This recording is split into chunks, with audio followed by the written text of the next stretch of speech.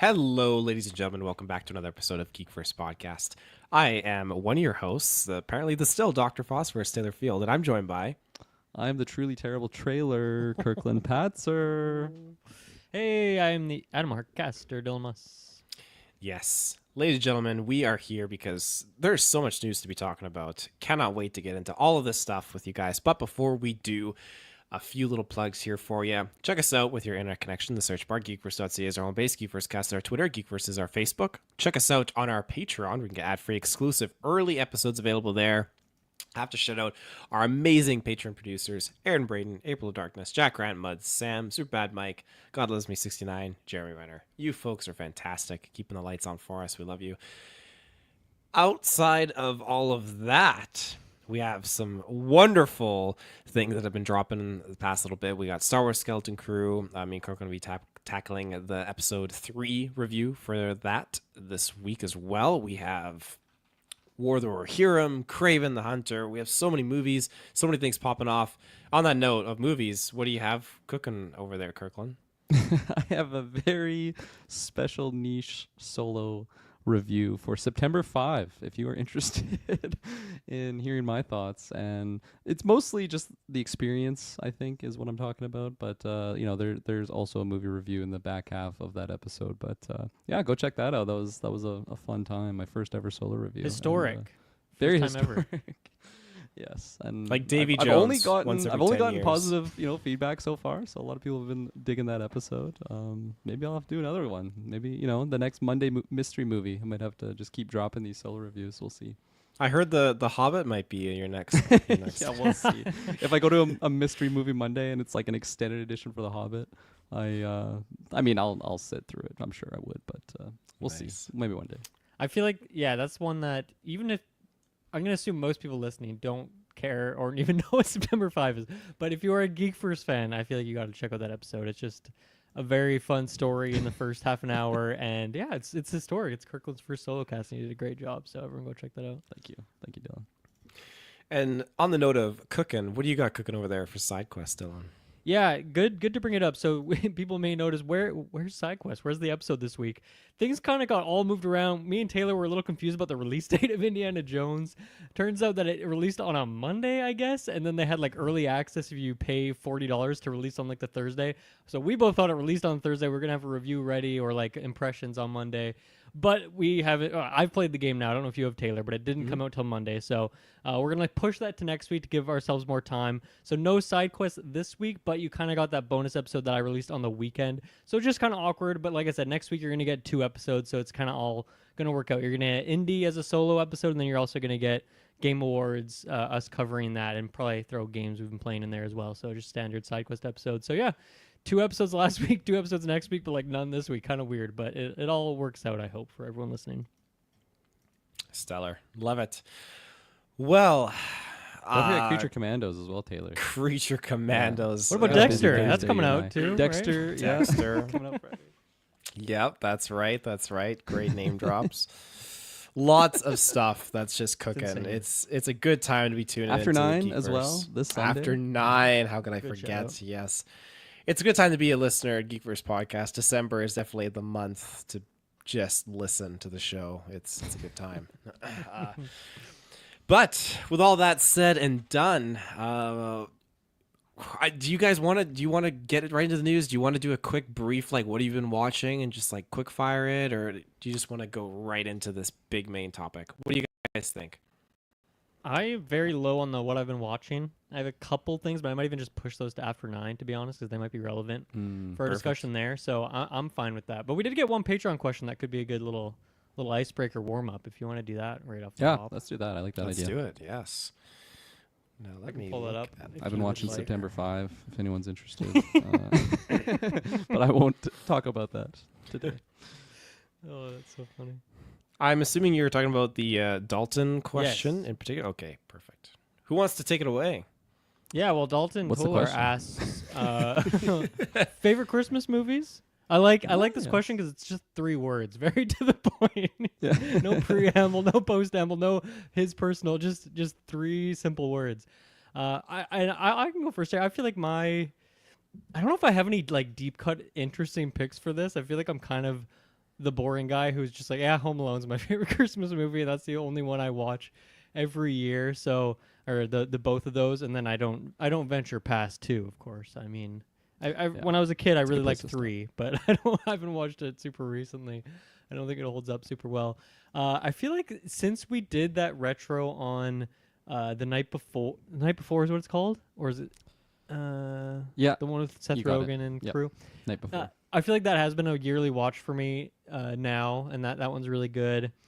I mean, I love the Guardians holiday special. That's I feel like another one going in the rotation there. Elf is of course another classic.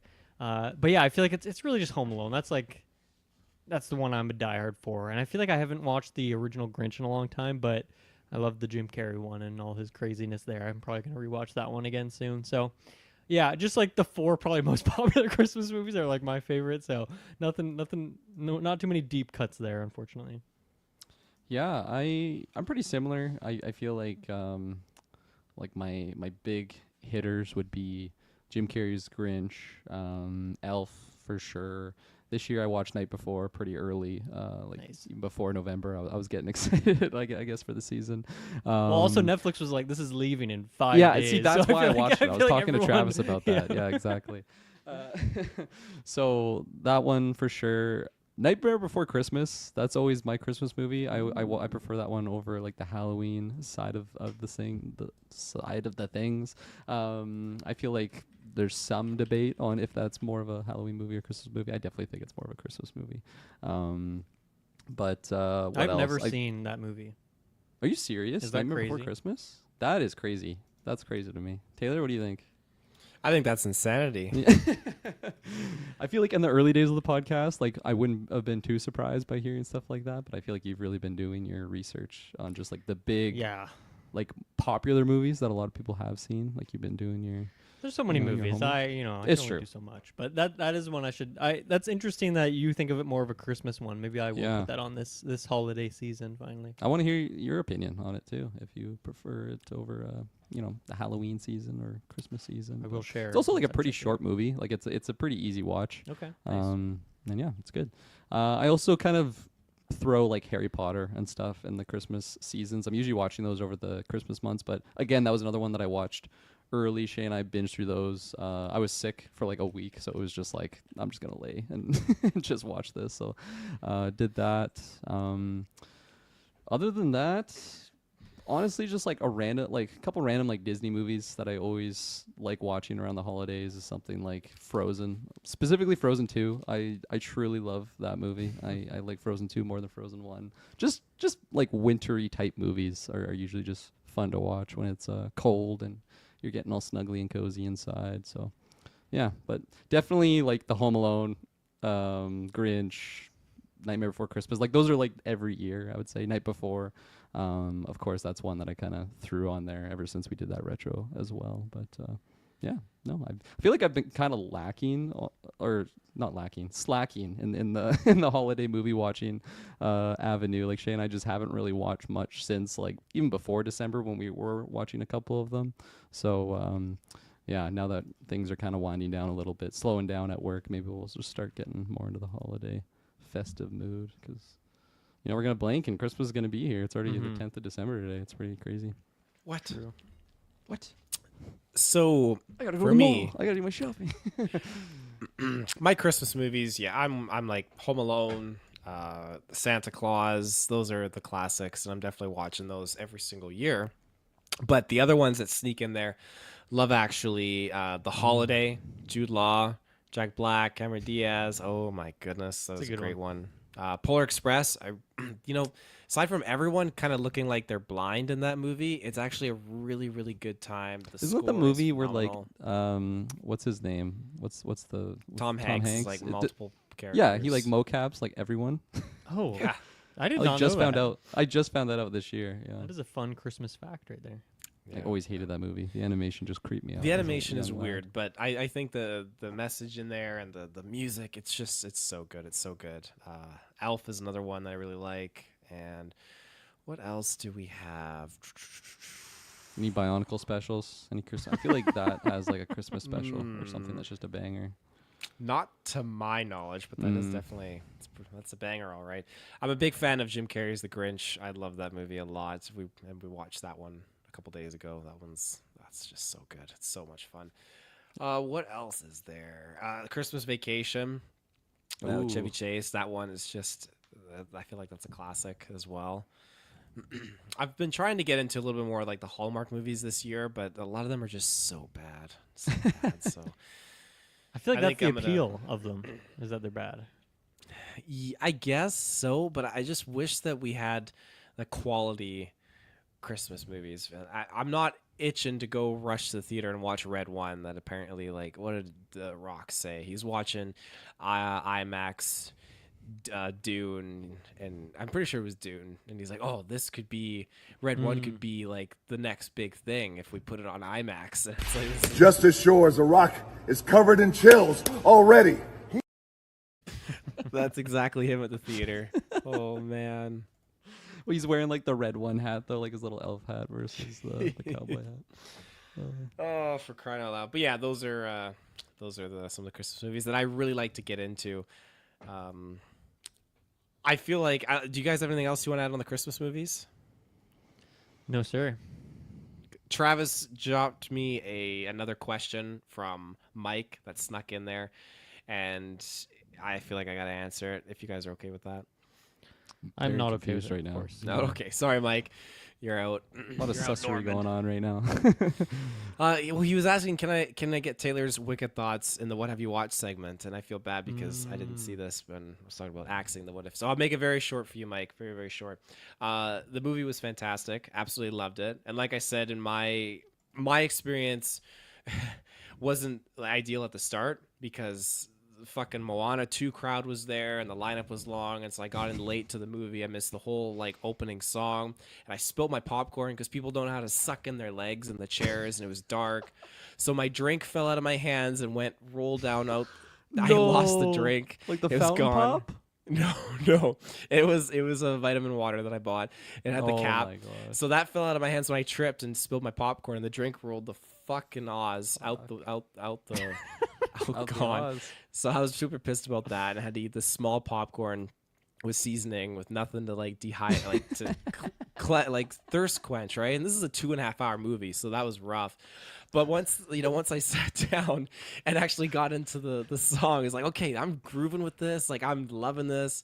Everyone in this movie just brought it. The practical effects and the creations that they built for this film were wonderful. Absolutely delightful. I left that theater wanting to go back and rewatch the movie right away. It motivated me to go. We watched Oz Great and Powerful, and I want to go watch the actual Wizard of Oz, the 1930s one. So that movie is just great, and I cannot wait for part 2. I think they just absolutely just bang on. This was great. I was listening to the soundtrack at work. This movie's Nice. awesome. I think everyone needs to go see it. It's great. So I saw the popcorn buckets. They have like a green one and a pink one, I guess, are the two colors. They're appealing with the combo with the cup and everything at my Landmark theater. But yeah, I still don't have any interest to watch that movie, unfortunately. But wild story, Taylor Field. You must have just been walking out like the Sahara Desert in your throat, no water. Yeah, it's extra pretty rough. seasoning in your That's why I'm so small raspy right now. It's Mm. just- haven't gotten that Wicked. water Oh my yet. gosh. Yeah. But anyways, that all aside, let's get into our main number one topic here, which is, holy smokes, ladies and gentlemen, Chris Evans is returning to the Marvel Cinematic Universe. Discuss. I knew you were gonna say that. You always sick us in the ring like a couple of gladiators.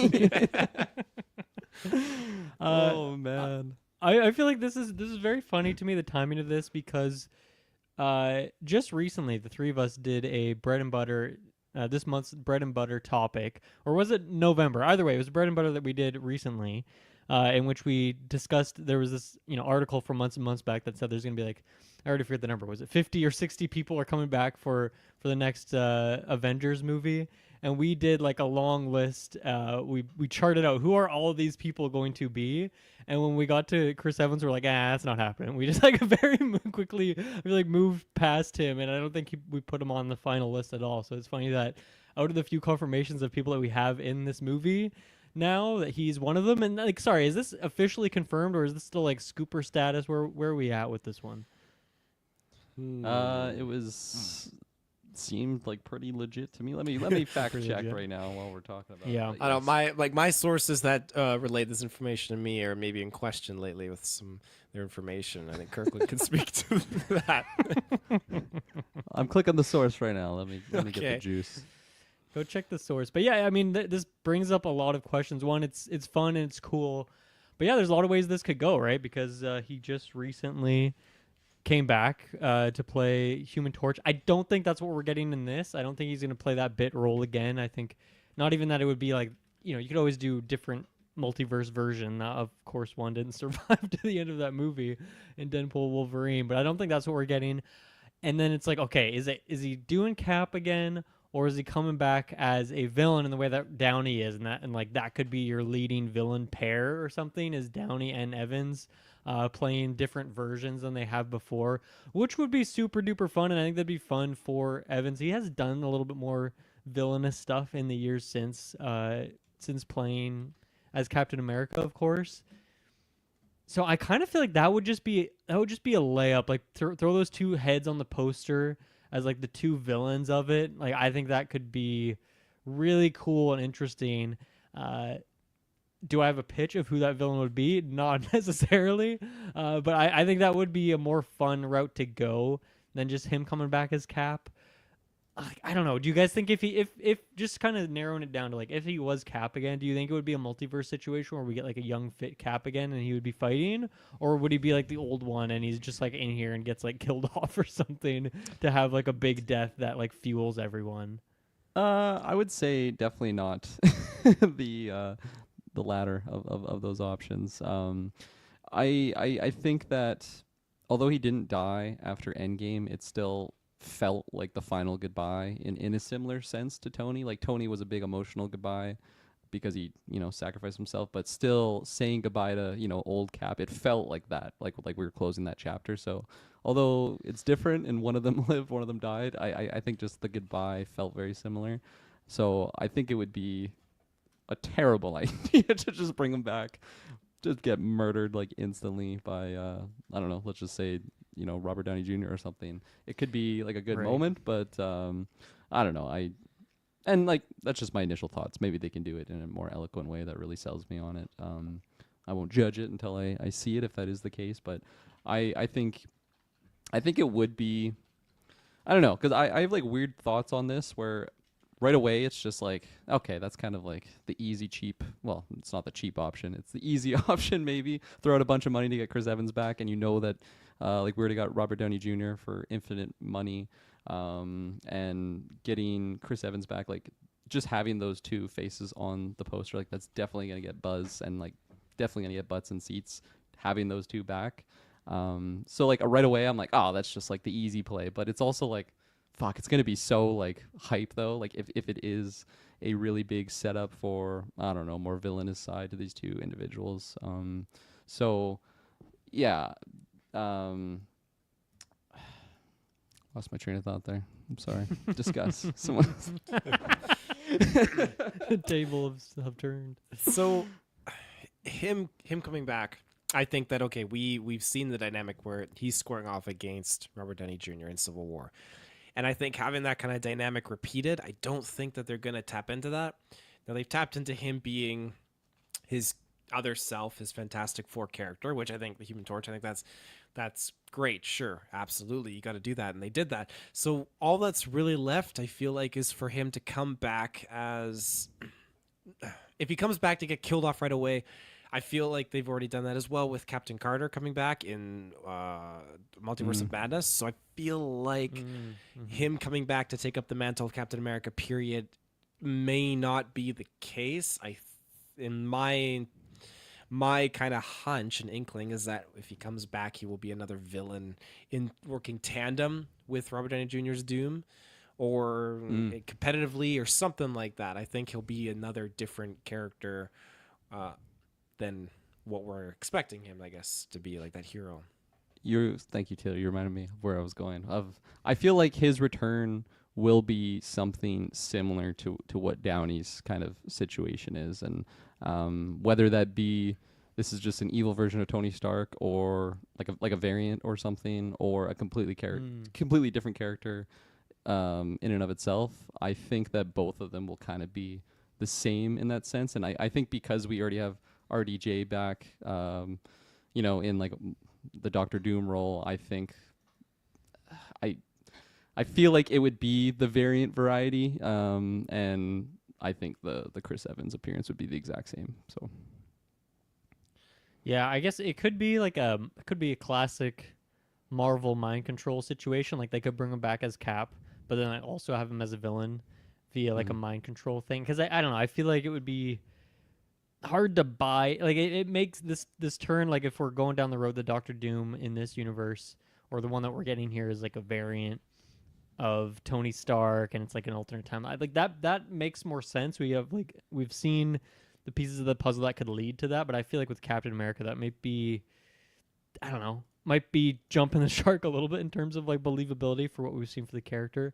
They could make it work, but I think like mind control is the easier, and like that's kind of the cheaper way to do it too. In that it's just easier. I don't know, that could be an idea, but I don't know. Do you guys have any ideas for like a villain that he could play? I feel like we've already burned through so many in the MCU. It's hard to think of one that we haven't seen yet that would also like maybe not be the next huge phase based one, because like Doctor Doom could be around for a while potentially if they want to do that, right? And I don't know if they'd want to sign up like both those two to come back for multiple projects. Like I feel like Evans might be more of a one and done. Yeah, 100%. I think it was like crazy enough to just think of, okay, Robert Downey Jr. is coming back, but he's also not just like a one-off villain. Like he's Doctor Doom, like one of the biggest baddies in the Marvel universe. So I think that was just crazy to palate. And then now we're talking about Chris Evans returning, and I just think it's even crazier to have both of them back for multi-project deals. So maybe that makes me think that it will be something more one and done-y. And in terms of who that could be, I don't know. I'm pretty just flat on like my villain knowledge in terms of kind of who's coming up on, like, let's say Fantastic Four villains, or like just the next kind of phase of Marvel. Like what is our new characters going to be facing, and like of course that sources and stems from comic books sometimes, most of the time at least. And I fortunately just don't have a lot of names to throw out there. I kind of hope it's someone just really wild and crazy, almost like how Will Poulter's like Adam Warlock appearance, where he's just all gold. Like I want to see like a really different style of Chris Evans, because of course, like, even when I see him in things now, I'm just like, yeah, it's Cap. Like that's America's ass. Like when I see him on things, I would love, especially because we have Robert Downey Jr. back with the, well, funny enough, it's a metal suit. It's a different metal suit, I guess, than he wore in the Marvel Cinematic Universe. But I would really want just a wild costume and an appearance for this Chris Evans character, whoever that might be. Mm-hmm. I guess we're kind of theorizing there, like what it would look like. But do you guys want this? Does this like excite you? Because I feel like when Doom happened, we were all, I'll tell you, I kind of forget how you reacted, but I think the rest of us were like, yeah, we don't really want this, don't love this route that they're going. But like as the months have gone on, I feel like we're just like more used to it now. It's like, yeah, I guess it's gonna happen. I feel like I'm less negative on it. Like I'm more, I guess it's just sunk in at this point. So I don't know, for whatever reason, I don't feel as adverse to this. Like, of course, this is not an official confirmation. He's not up there on the Comic-Con stage, but I don't know. It feels I guess I'm not as surprised anymore that they would be doing something like this. And I don't know. There's just room for it to be a lot of fun. So yeah, I for some reason I don't have that sour taste in my mouth like I did when they had the Doom thing announced. Even though there was some hype to that, right? Yep, I'm not feeling negative with this. I mean, I can't even remember what I thought about with the Doom thing. I'll have to go back and revisit my Watch previous self. Yeah, watch that episode. But hear your thoughts.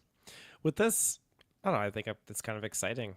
I'm kind of game for it to see what kind of surprise they're cooking up with, and that's coming after the fact too that we had him pop up in Deadpool and Wolverine, and I really did enjoy that appearance of him, seeing him back on the big screen. So, getting him back with Robert Downey Jr., I think that's exciting, and I think maybe it might make people a little bit more positive in the reception of having Robert Downey Jr. back. Like you guys were talking about, just like that poster. You could have both their faces on there, and people are like, "Oh my god, this is great!" And what better place to do it than an Avengers movie, right? So It's gonna be like the exact same poster for Civil War, where it's just Robert Downey Jr. facing down Chris Evans. It's gonna be like the exact same. Maybe Instead they of their switch faces sides or looking at each something. other, they're like both looking away or something. Yeah.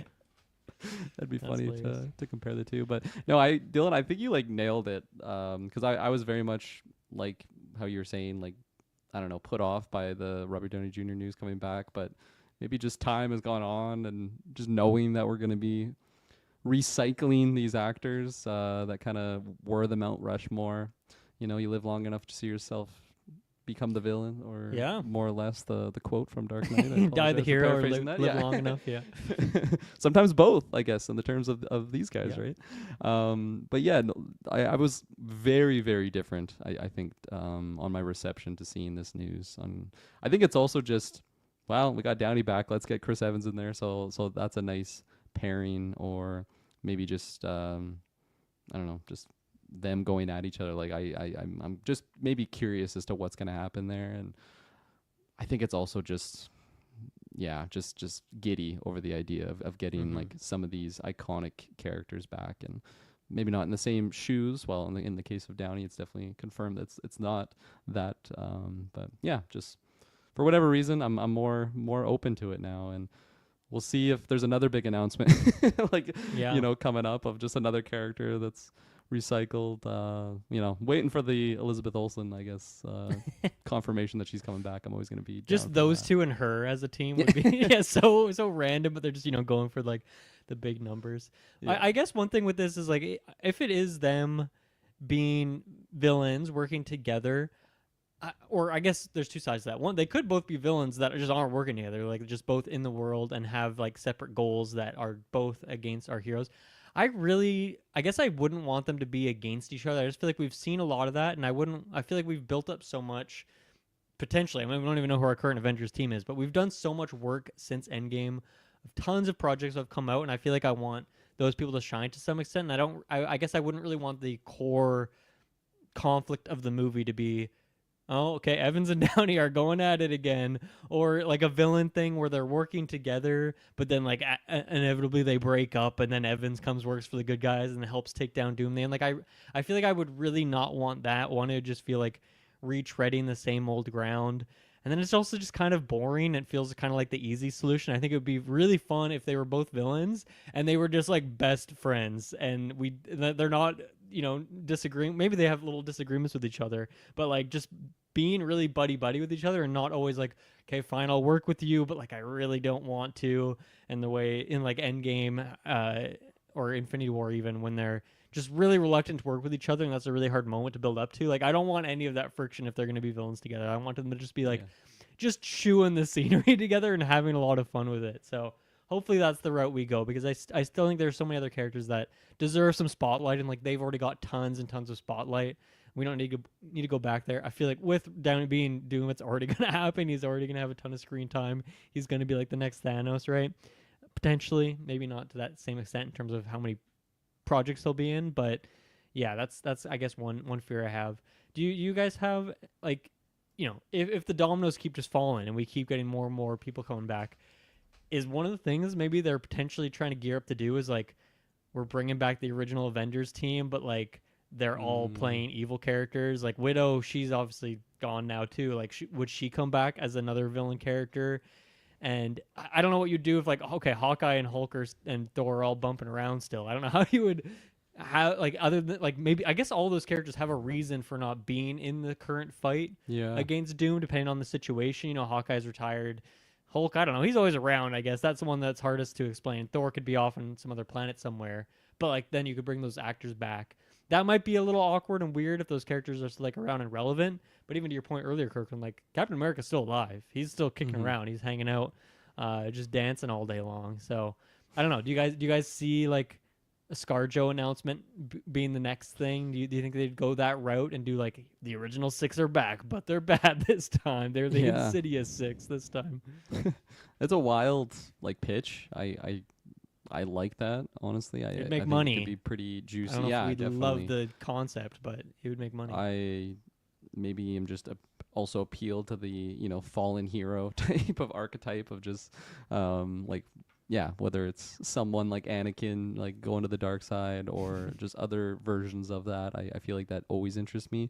I feel like that announcement would just be the most shocking because of just kind of how her adventure, for lack of a better term, I'll call it, with the MCU and Marvel and Disney specifically kind of just ended, right? With just all the, like, I'm pretty, like, you'll have to remind me, but wasn't she like suing Disney over like the release of Black Widow because it was supposed to be a Was it? theater Yeah, good release, point. and Sure. then Good point. That was post Endgame. Yeah. yeah, it was a I mean, I think she got her spicy money, ending so to maybe a she's long- like chilling now. She's happy. You know. and you know, money talks. Like if they want to, I'm sure she would forget that whole debacle if the number's high enough. And so yeah, that one would be very surprising, more so than the Chris Evans one. Like, I feel like it's always the thing too with.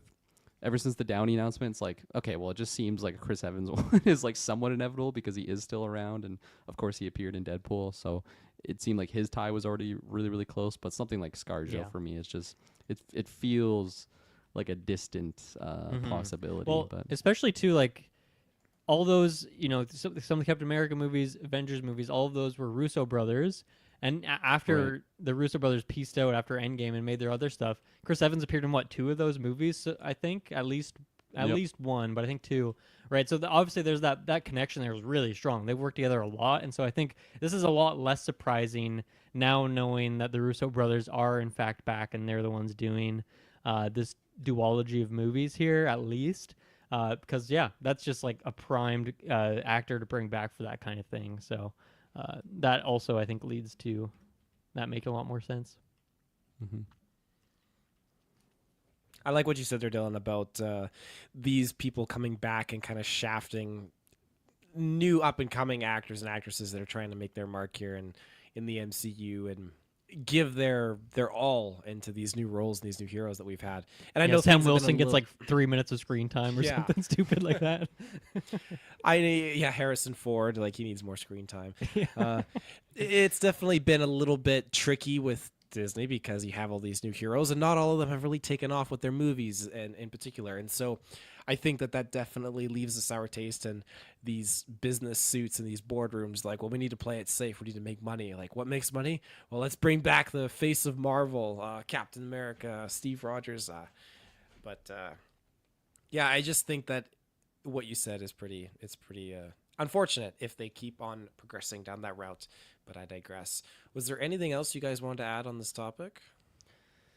No, I don't think so. When do you guys think we would get more info on this? Like, would it be all the way in the summer with Comic-Con, or do you think they would, I don't know, even if these rumors are circling, would they just confirm it Yeah. earlier, just get it out of the way, or what?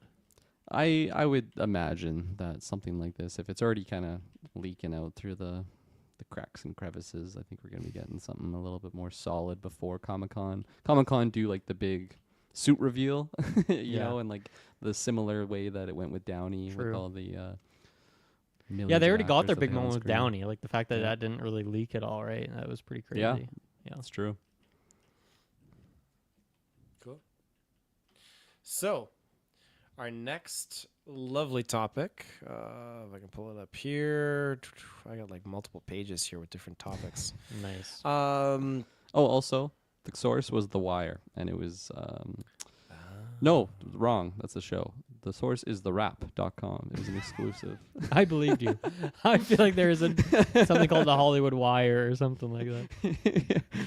It was on The Wire at the Wrap. Gotcha. Yeah, there you go.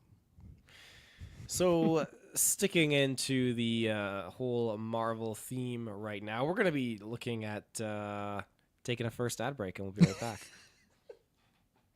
Okay. And we're back. So, on that note, the Sonyverse is absolutely falling apart. It is not good. God. It is Yeah. crumbling. Speaking of beneath- cracks, Thank God. yeah, that's Yeah. oh God. their whole house is just collapsing. It's horrible. So we're just gonna talk about how this universe is pretty much dead after Kraven, and I've seen some memes about like Venom 4, Sinister 6, different things like that, potential projects that I think could have had a lot of potential. And other people talking about how like Null from Venom 3, like there's some stuff that they could have done with him, but who knows what they're gonna do with that character? If I don't know, I'm doubting Marvel's even gonna, the MCU is going to tap into this at all. I don't know what was going on in the back boardrooms and how they got Tom Hardy's Venom thrown in there and how those contracts work, but I don't think that that's necessarily a Feige kind of decision. I feel like that was just, and we've talked about all that, so Yeah.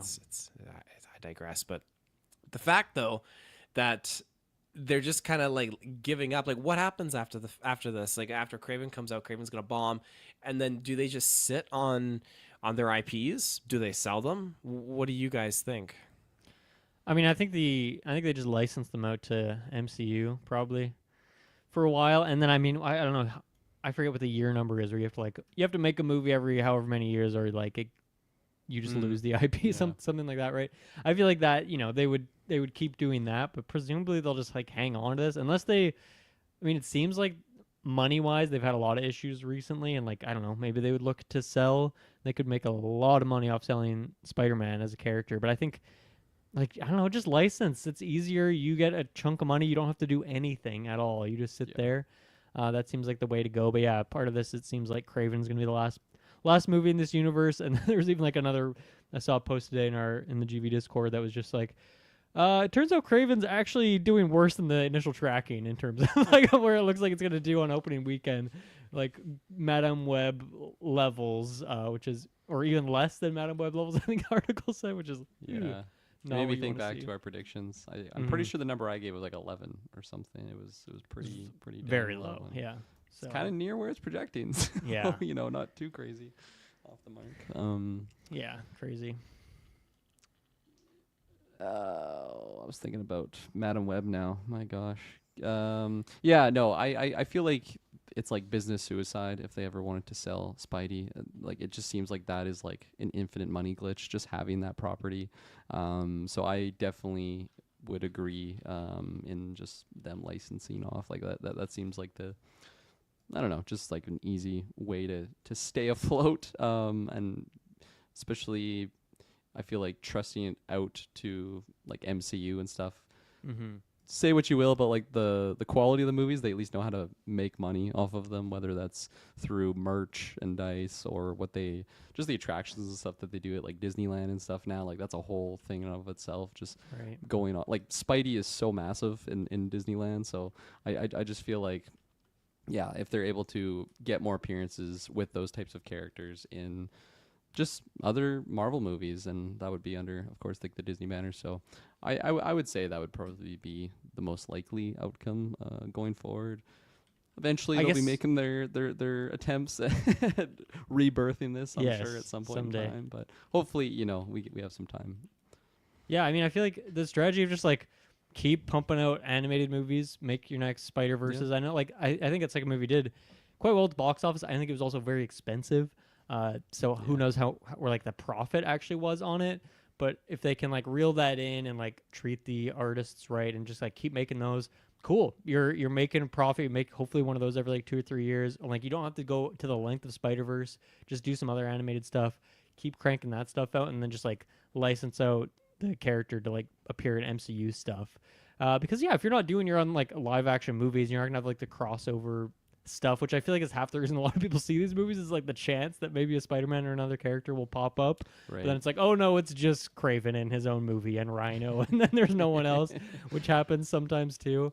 But yeah, I feel like that's the route. Crank out the animated stuff, license out the rest to MCU, and just infinite money glitch, as Kirkland said. Yeah.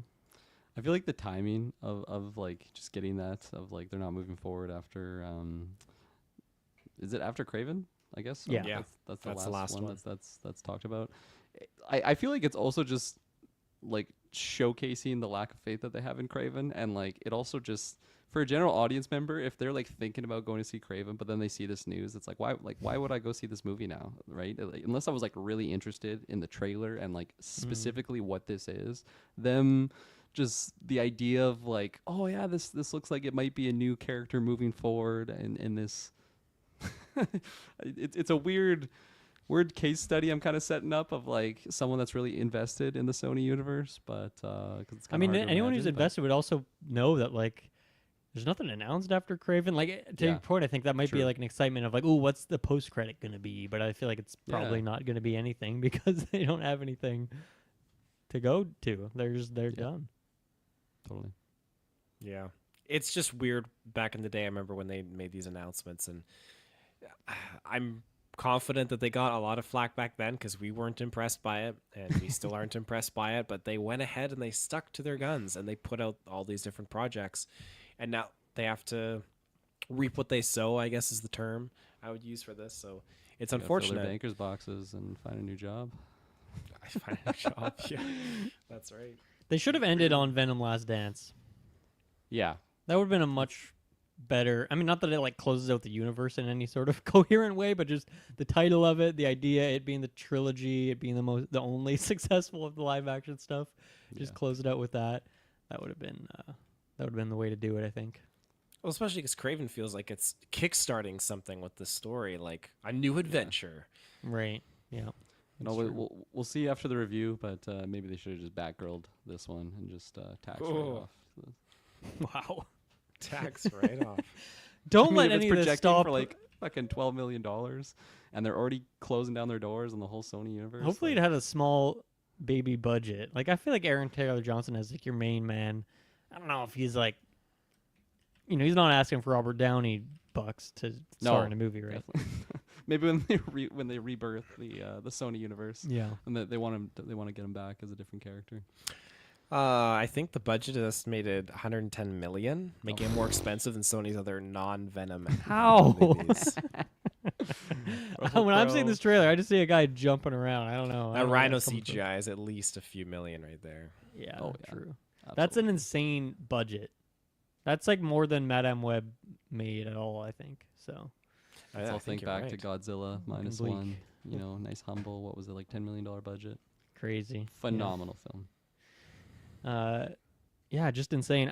Don't let any of this stop you guys from listening to our review on Thursday because it's going to be the finale of the, We're doing like the the Sony thing. Like, live it's gonna be action. awful. Nobody go see this. Yeah, just watch our review. Don't watch the movie. We'll let you know. It's presumably not worth watching.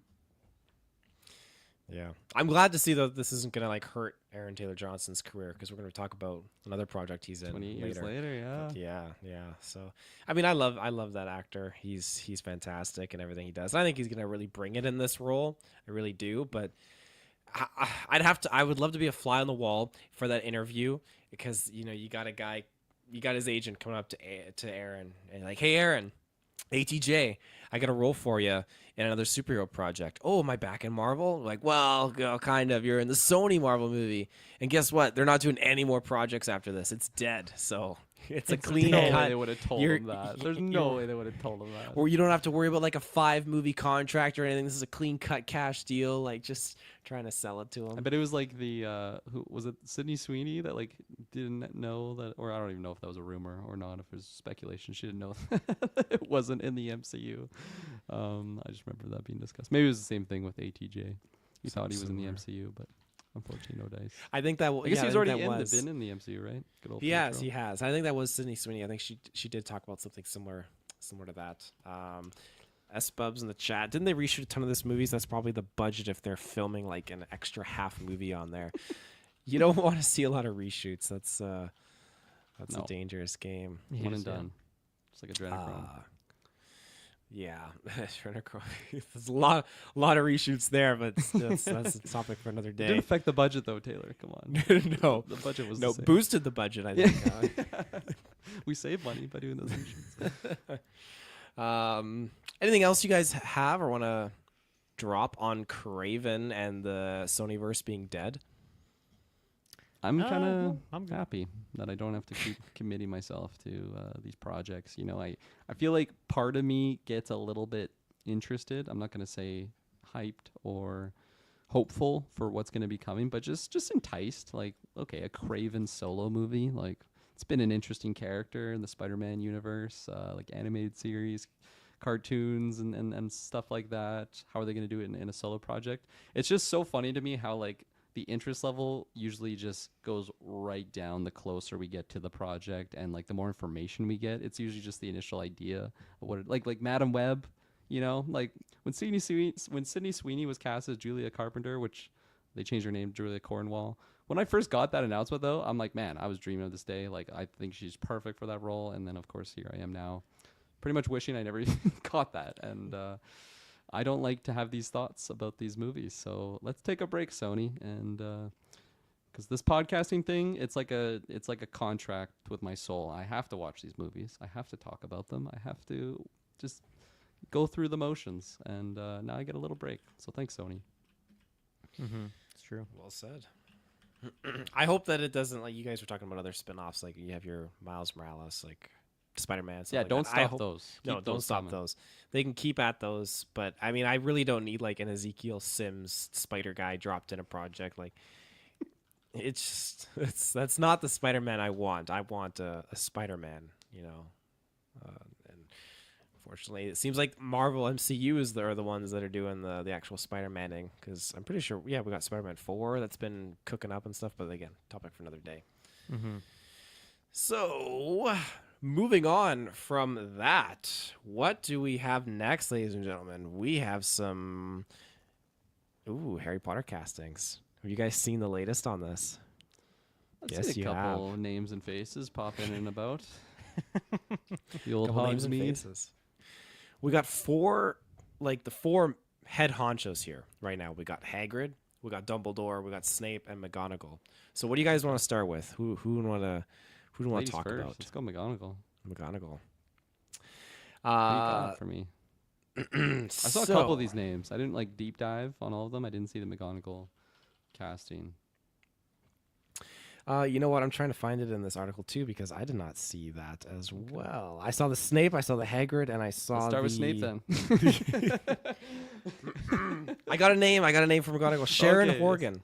Sharon Morgan. Okay. Step yes. right up. Come on down.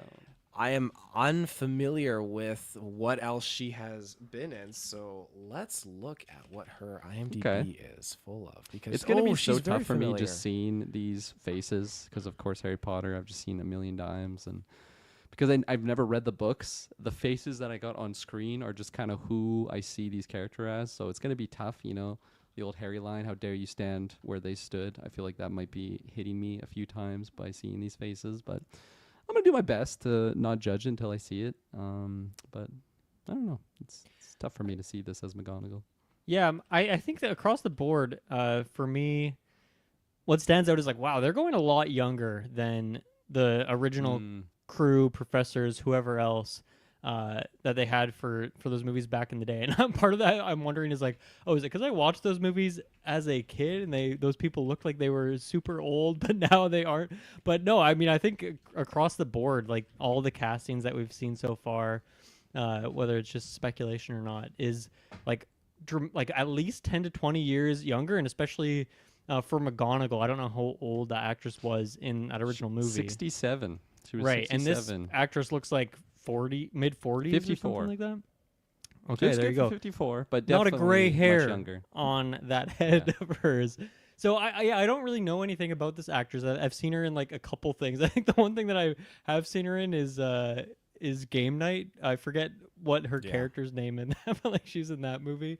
So yeah, I don't know. It's interesting, and some of these are a little bit more low key actors, but I also feel like, at least for me back in the day, like I feel like when I first watched Harry Potter, all the professor characters, I feel like I'd never seen them in any other movies in my life. But I think they were all like fairly well established for their careers. A lot of them, that was their like breakout or biggest role that they ended up having, right? But yeah, I don't know. I guess going for some more unknowns or lower key is maybe a good way to go. And then some of these are like bigger actors, but I don't know. This one seems like she seems more like a Trelawney or something to me. Like I don't know if I see her as McGonagall, but at the same time, I think it's a good route, not just to go younger. Maybe that's a good route. Like maybe producing a TV show is going to take a lot longer, and so they want people who can age up a bit more. I don't know, in a bit of a better way, perhaps. But yeah, I don't know. I feel like they also would do well to differentiate themselves from those previous castings, because a lot of those are so iconic. And I think McGonagall you can get away with, but something like Snape, I think it's a great idea to go for like a drastically different type of casting than what we had before, just because like that is such an iconic role that is like ingrained in so many people's minds. And I think it's good to go for like a different route. So I'm okay with some of these, even if I don't see them right away. I think that's maybe a good thing to switch it up from like the status quo of what we've had before, because it wasn't really that long ago. Like the last movie ended in what, like 2012 or something. Like it's not like this is a 30-year-old franchise or something. It's still fairly modern-ish if you think about it. Yeah, no, absolutely. And I think it's because of what I was saying earlier, how I never read the books first, so I never was able to like kind of picture my own images from what was described in the novels. I just got what was given to me in the movies. It's always going to be kind of hard for me to look past whoever they have. So I do agree with the sense that maybe they should really go in a different direction to just separate it, because if you don't want it to make it seem like they're trying to recreate and capture like the image of the previous actors, because it just won't be the same, right? Like you can't just have a close to Alan Rickman casting for Snape. Like I think it would just be seen as a bad attempt, and then people will just be criticize it in that regard. My favorite amongst all of these it would be Brett Goldstein, however you say his name, the chap from Ted Lasso for Hagrid. I just think he's such like a hairy bloke, and you know, Hagrid is a hairy Not man, Harry and Potter bloke. Yeah. Harry. No. Yeah. Yeah. Hairy. And I don't know. I think I just really, really loved him from Ted Lasso. Of course, he's Hercules now in For the 4 MCU. seconds. Yeah. So for 4 seconds, but he's still there. He's still cooking. Maybe he'll be fighting Chris Evans. We'll see. But yeah, just out of all of them, I think that's the one that really stands out, or maybe not stands out. It stands in the right direction for me with the casting. Yeah, that one's that's a weird one, because as soon as I saw it, I'm like, oh, this makes sense visually. I feel like I see it on him, and I think I can picture him with a huge head of hair and a beard. I don't know, like a big bushy beard. Normally he has some scruff going on there. Yeah. But I think for me, part of it, and once again, to my previous point, good to go a different direction than what we had before. No one's gonna match that earnestness that Robbie Coltrane had, right? Like you want to go a different direction. I think it's a good call. But I feel like you at least need Hagrid to be just a guy that you just instantly love, very lighthearted, very funny. I think the voice is very important, and to me, Brett has like just the deepest, groveliest, like demon voice. And like I've only seen him in Ted, and then recently in Shrinking season 2, and like both shows he plays just like a deeply depressed character. And I feel like maybe that's just not the best typecasting for specifically what they want to do with Hagrid here. And maybe he's had some other performances where he is more of a lighthearted guy and he's smiling and more. So I need to see this one, but I am excited to see like how he portrays this character, because I like what the actor could bring to the role. I think that one's going to take some getting used to for sure. Could you imagine if that's just their new approach to make it their own thing, just this depressing, like upset Hagrid, just Total tonal I mean, shift of what the I feel like character is. they probably do want to add more dimensions to all these characters. That's the point of doing a TV show. You have a lot more room to flesh them out, and I'm sure.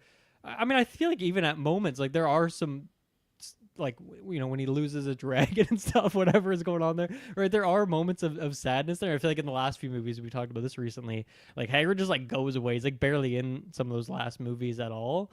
And so I don't know. I think that it is good to have maybe more dynamic nature to like all these characters and explore these different sides of it. So yeah, maybe they want to go with a character who can like go to some lower places at times. And I feel like, yeah, maybe Brett's a great pick for someone to be able to do that kind of thing.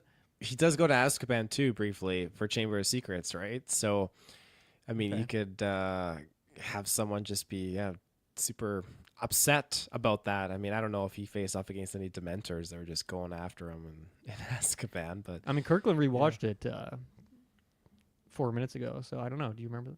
Or are you saying that's in the book, Taylor? Well, in Chamber of Secrets, 'Cause I don't because remember they arrest him. In Chamber of Secrets, they arrest him because he was looked at as being the person who opened up the chamber. Right, and- right. He does go to I remember Azkaban, yeah. Got Yeah. slurped up. Just in regards to Brett Goldstein, it's funny that you mentioned, it's like super iconic, grovelly voice. I haven't seen Shrinking, so I've only really seen him in Ted Lasso and then the 2 minutes of, 2 seconds of Hercules, I guess. But he has a podcast. It's called Films to Be Buried With, I believe, and it's funny because he sounds so different. Oh, like interesting. actually, like in his normal. Yeah, voice, I don't think I've so- ever like listened to an interview with him or something. So Yeah. maybe that's just what his character is doing in those shows.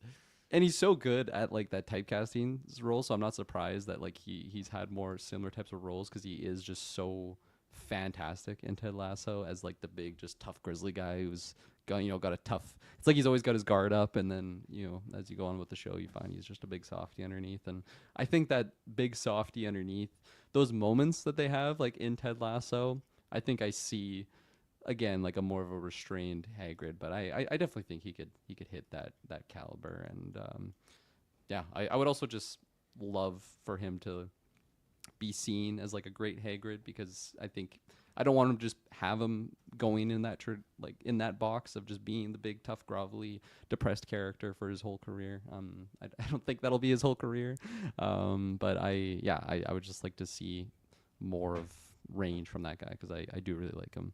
And but it's just funny, it really threw me off the first time I ever heard him on that podcast, because he just sounds so different from his character. So yeah. But maybe the Dementors get to them, like what you're pitching. Well, on the note you said caliber, Mark Rylance. Now he's apparently a prospect for Dumbledore.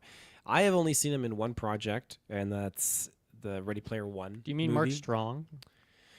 I don't think so. That's who I saw as the casting. Because Mark Rylance, did you say? Strong, Mark Rylance for Dumbledore. And then That's a fake Mark name. Never Strong heard more of this recently guy. emerged as a prospect for the part. So there are Oh, okay. two potential Marks here. They really like. They want someone Mark named Mark to specifically. play Yeah. Dumbledore. Okay, gotcha. So, I like the pick of Mark Rylance, because I mean I've only seen him in the one role, and I haven't seen BFG. Maybe little bits and pieces of it, but no, I think that I don't know. That's a character that. It would be interesting to see how a new take would approach with that, because we've had two interpretations of it. And I think we discussed this in the reviews, where that original Dumbledore, the late Richard Harris, seeing him in those roles where Dumbledore has to be like fighting Voldemort and be a little bit more mobile, I can't picture it. I feel like he just like would just kind of like hover and float, because he just seems so more old wizard type. But then you have the new Dumbledore in these Order of the Phoenix movies and whatnot. He's just casting like fucking not Avada Kedavra, but just counter spells and just going crazy left, right, and center. So. Yeah, but I feel like still though, both of those, he's like an old geezer, And I feel like this is like, okay, we're once again going younger, which is across the board. But something I think about all of these, it's hard for me to picture like a younger Dumbledore, and I guess we did get that with the hell those movies called Fantastic Beasts, but that's. I don't even want to think about Fantastic Beasts. I feel like maybe they're trying to bridge the gap there age wise. But yeah, I feel like I don't have a ton of experience with either of these guys. Mark Strong seems like a decent pick. I don't know. I'm not too familiar with the other guy. But I don't know. This is another one where I really, it's going to take some getting used to for all these. I need to see them. I need to see what their outfits look like. Like, is this Dumbledore going to have a beard and long hair? And are they going to make him have like white hair and stuff and throw a hat on him? Or is he going to be like a young guy with like a shaved, a nice clean shaven look? Like, I don't know what they're going to do here. Especially in the case of Mark Strong, I feel like I've never seen that man with facial hair other than like a small little mustache or something. So like to just picture him with the big Dumbledore beard, especially like Sorcerer's Stone level Dumbledore, where it's like it seems like his beard's to the floor with a big old pointy hat. It's a weird image. It's almost like a cosplay, right? Like it's a recreation of someone else's character. And then it's funny with Mark Rylance. Yeah, when I looked him up, I definitely remember him from Ready Player One, and he's just such a fucking weird character in that movie. So to like have that similar behavior, but like in the Dumbledore role, it's a funny concept to me. But yeah, try not to judge it, I guess, until I actually see the project. But I will give my thoughts on what I think initially. Anthony in the chat said Jude Law, which I totally forgot about. Jude Law with Yes. Fantastic Beasts. Sure I really did. like Jude Law's interpretation, but Mark Strong, I think you're right. Yeah, the facial hair thing. I think the only time I've seen him with facial hair, it would have been in The Penguin, and that was just a very brief scene. But he's a very good actor. But Okay. I can't picture him as a Dumbledore, and I would definitely put the other Mark. What level of facial hair does he have? I can't even remember. It was kind of like just like a light, like just Yeah, so he's thin always got thing. like a very minor He's got amount, you know. a little minor. But the hair on top of his head seems to be very low. Also gone. Yes. Which Got is a hard Hitman to 47 picture. thing going. I guess Dumbledore, you drop a hat on and maybe we don't even notice. But I do feel like also something with Dumbledore, like more from the books that doesn't necessarily transfer over to the movies, is like a whimsy to him and like a bit more silly and jovial at times, Yeah. in kind of like an old wizardy sort of type of way. And I feel like they went for much more serious or a character who has a lot of wisdom and kind of took away some of those elements to it. And I feel like Mark Strong, specifically, not Rylance to be precise here, could be the guy who brings in that kind of goofiness to it. So that's something I'd like to see. This this is guy. the book Dumbledore. Looks like a con artist. Right. Yeah. So he's got that's brown hair. That is a youthful wizard right there. Yeah, but what's He's the other very image? youthful. Because there's an old Dumbledore right next to it. I don't know about this one, but That looks I like a know more this accurate is one. this is the Philosopher's Stone back of the book. A lot can change in 10 years at Hogwarts. Kurt. Yeah. Yes. Oh, that's crazy. So yeah, I mean, did we cover all of the names? The there? last Is one was Snape. What is Yeah. this actor's name? That's what I'm trying to find. here. Papa Asidu. I hope I'm saying that last name correctly. Probably not. That would be Probably my not. guess, but good attempt. Have you guys seen him in any other projects? I'm gonna go check out his IMDb as we speak. I'm going to follow Dylan on that. Black ride Mirror. as Okay, well I've seen him in an episode, but I don't remember that. Men. He was in He Men. was in Men. Okay, well I only think of the one guy in Men who played every character, and then the main girl. I don't. Oh, I think maybe he was the boyfriend in that, which isn't. He's not like actively in it. He's just like in flashbacks and stuff. Like she's just thinking about him, from what I can remember. So really, I can't picture him like actually acting. He's more just like a guy who's been around. Murder on the Orient Express. So there you go. I guess I've seen him in a few things, but I don't have any strong memories of any of these things. Yeah. Yeah, I haven't seen any of these projects, so I really can't judge the gentleman. Yeah, I don't know. I think whoever they find, this is probably going to be the hardest role to fill, just because, like all of the actors that played, like their positions. It's a weird way to say it. Who they're casted at, I guess. The roles. There you go. That's the word I was looking at. I don't know why I went with a sports reference there, but yeah, for all the actors that played their specific roles in those original Harry Potter films, it's going to be hard to replace. But I just feel like for Snape specifically, it's just such a powerful like arc I think that character goes through, and specifically with just having Alan Rickman do such a spectacular job in all kind of the different sides of Snape that we see, like throughout all the different movies. He kind of goes through a lot of just different stuff with his character. Most of it's kind of behind the scenes in the earlier films, but I think once we get to just the reveal by the end of the series, it makes all of those moments just like uplifted in hindsight. And no matter what actor you're gonna have, like it's gonna be just so difficult to get a similar effect. So I'm curious kind of the role of Snape, and if it's going to be such a significant one in this new telling of the story. Like, well, it's not a new telling, it is a retelling. They're going to be hitting the same markers, I would imagine, following just the original source material. But yeah, no, I think this is going to be a real hard one to fill.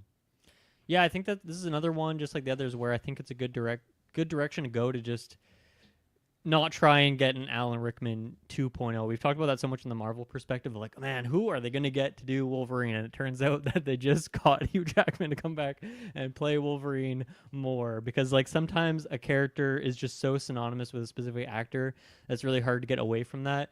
And I think in this case, obviously Alan Rickman's not coming back. He's not around anymore. So they're going to have to go a different route here, as they are with everyone here.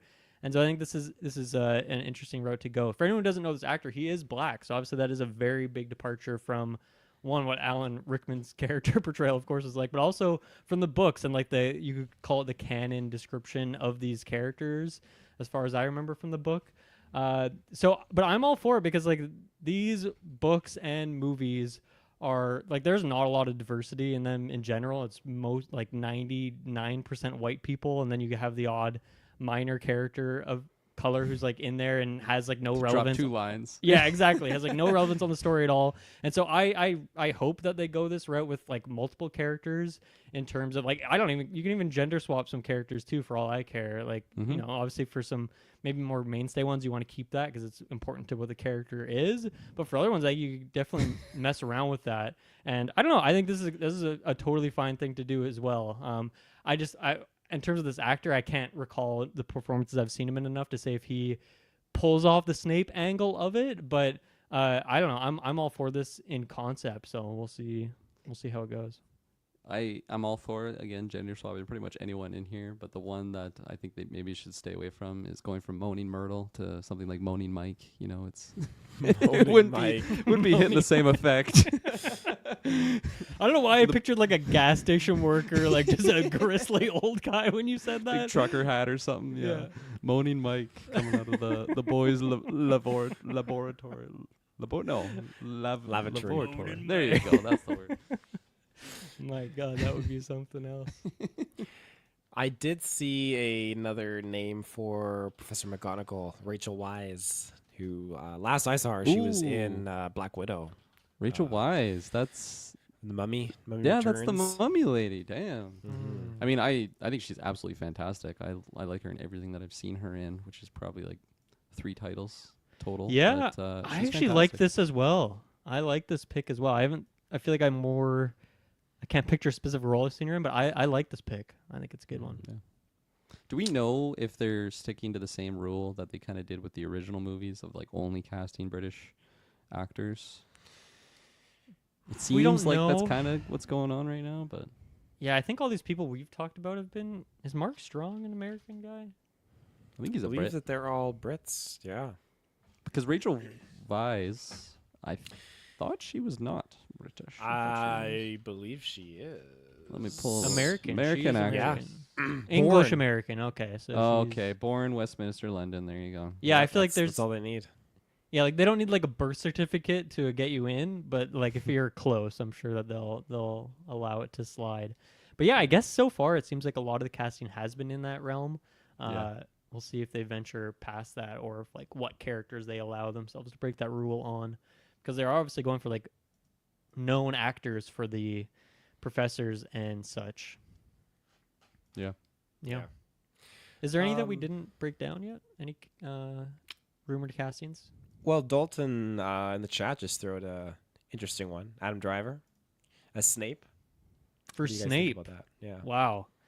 I think he's similar to Alan too. Rickman. I think he's too bombastic. He's too loud and big, and maybe he could shrink down and be more minuscule in his performance, more subtle. But I don't know. I don't think I've seen him do it before. So we'll see.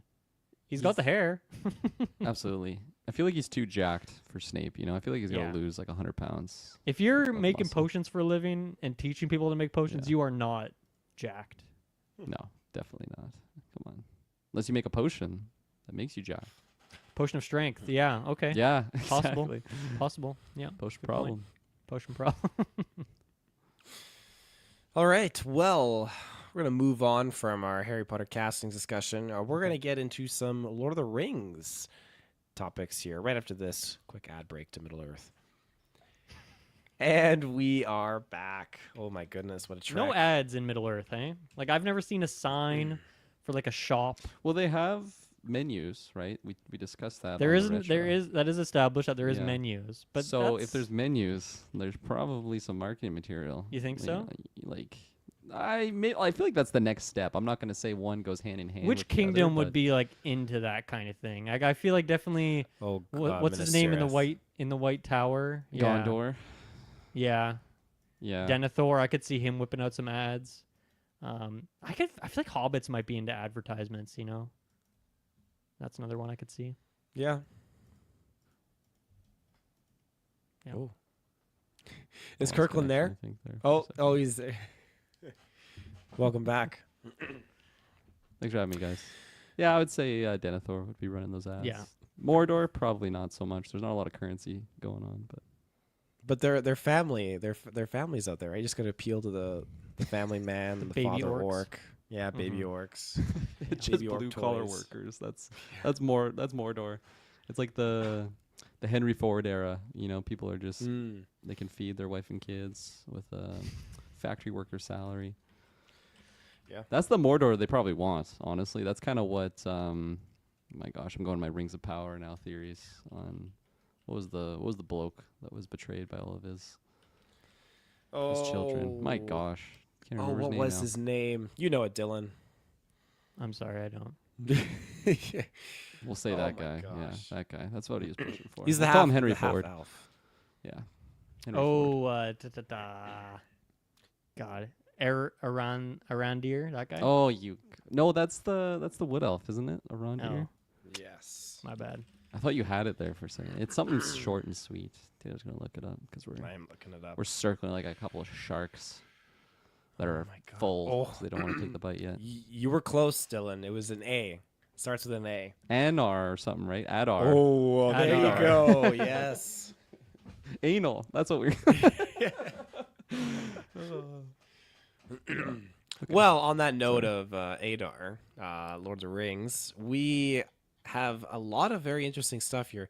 I think two big time topics of discussion here with Viggo riding his horse back, or maybe Hidalgo. the studio has been riding their horses to him because they're basically trying to wrangle him up, Hidalgo style, for another appearance in Lord of the Rings. I think that's, Hunt for Gollum is what they're trying to like snag him for.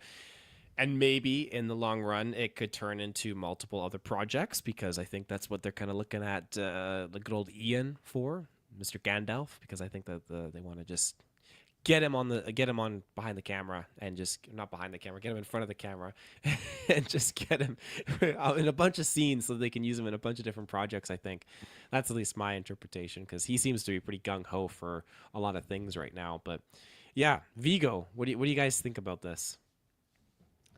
Yeah, we've talked about it a lot recently. It's come up quite a few times. It's one of those things like money talks. I feel like he wouldn't want to do it, but then like if a bunch of other people come back, I feel like they're like, fine, I'll do it. Of course, with a truckload of golden coins, but I don't know. I'm very skeptical about a lot of this Lord of the Rings stuff.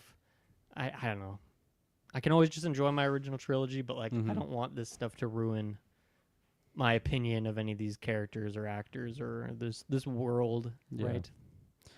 Yeah. No, I'm gonna forever have that trilogy that no matter what they come out and do and release, I will always have that. It'll be untouched. They can't change my physical copies that I have. I'll forever be able to enjoy those.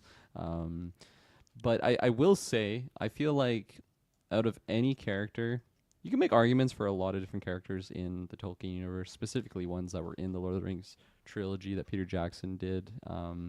Like for those actors and the characters that were shown, you can make a case for a lot of them that you could do a good story with pretty much all of them. But I feel like for Aragorn and Viggo, I feel like that is like the golden one to do. Just the idea of like Viggo, I would want it to be not a prequel or anything like that because like we're already we've already talked about Hunt for Gollum and all that stuff. But I would really want like my best case scenario something like later in his rule, like when he is actually old grizzled, like when you have what is it? It's when Éowyn is basically like just sad about the idea of leaving for the Arwen, not Éowyn. I don't know why I said her. Arwen is sad about leaving for the Undying Lands because she's going to be leaving Aragorn, and then you have Elrond basically just saying like, no matter what happens, if you stay, he's going to eventually die, even though he can live a very long time. And then you see those shots of him like an old grizzled man. Man, like I feel like there is a juicy story you could tell, or you could tell with Viggo's character kind of in that era of his rule, and it wouldn't just feel like it is them throwing him back in his ranger uniform like it is no time passed, you know, like I would really want that to be the last resort. Maybe having like a story that's super close to the time of the events of the Lord of the Rings. I would want something very distant, and it's just a really good opportunity to tell kind of like we've seen Viggo go through the rise of becoming the king, you know, the return of the king. Like we saw that whole adventure, but let's have him like decades later after the reign of King Elisar. I just feel like there's a lot of sweet juice there that, and it's also, I feel like, because we have Rings of Power that's of course set different universes, but like thousands of years before the events of Lord of the Rings.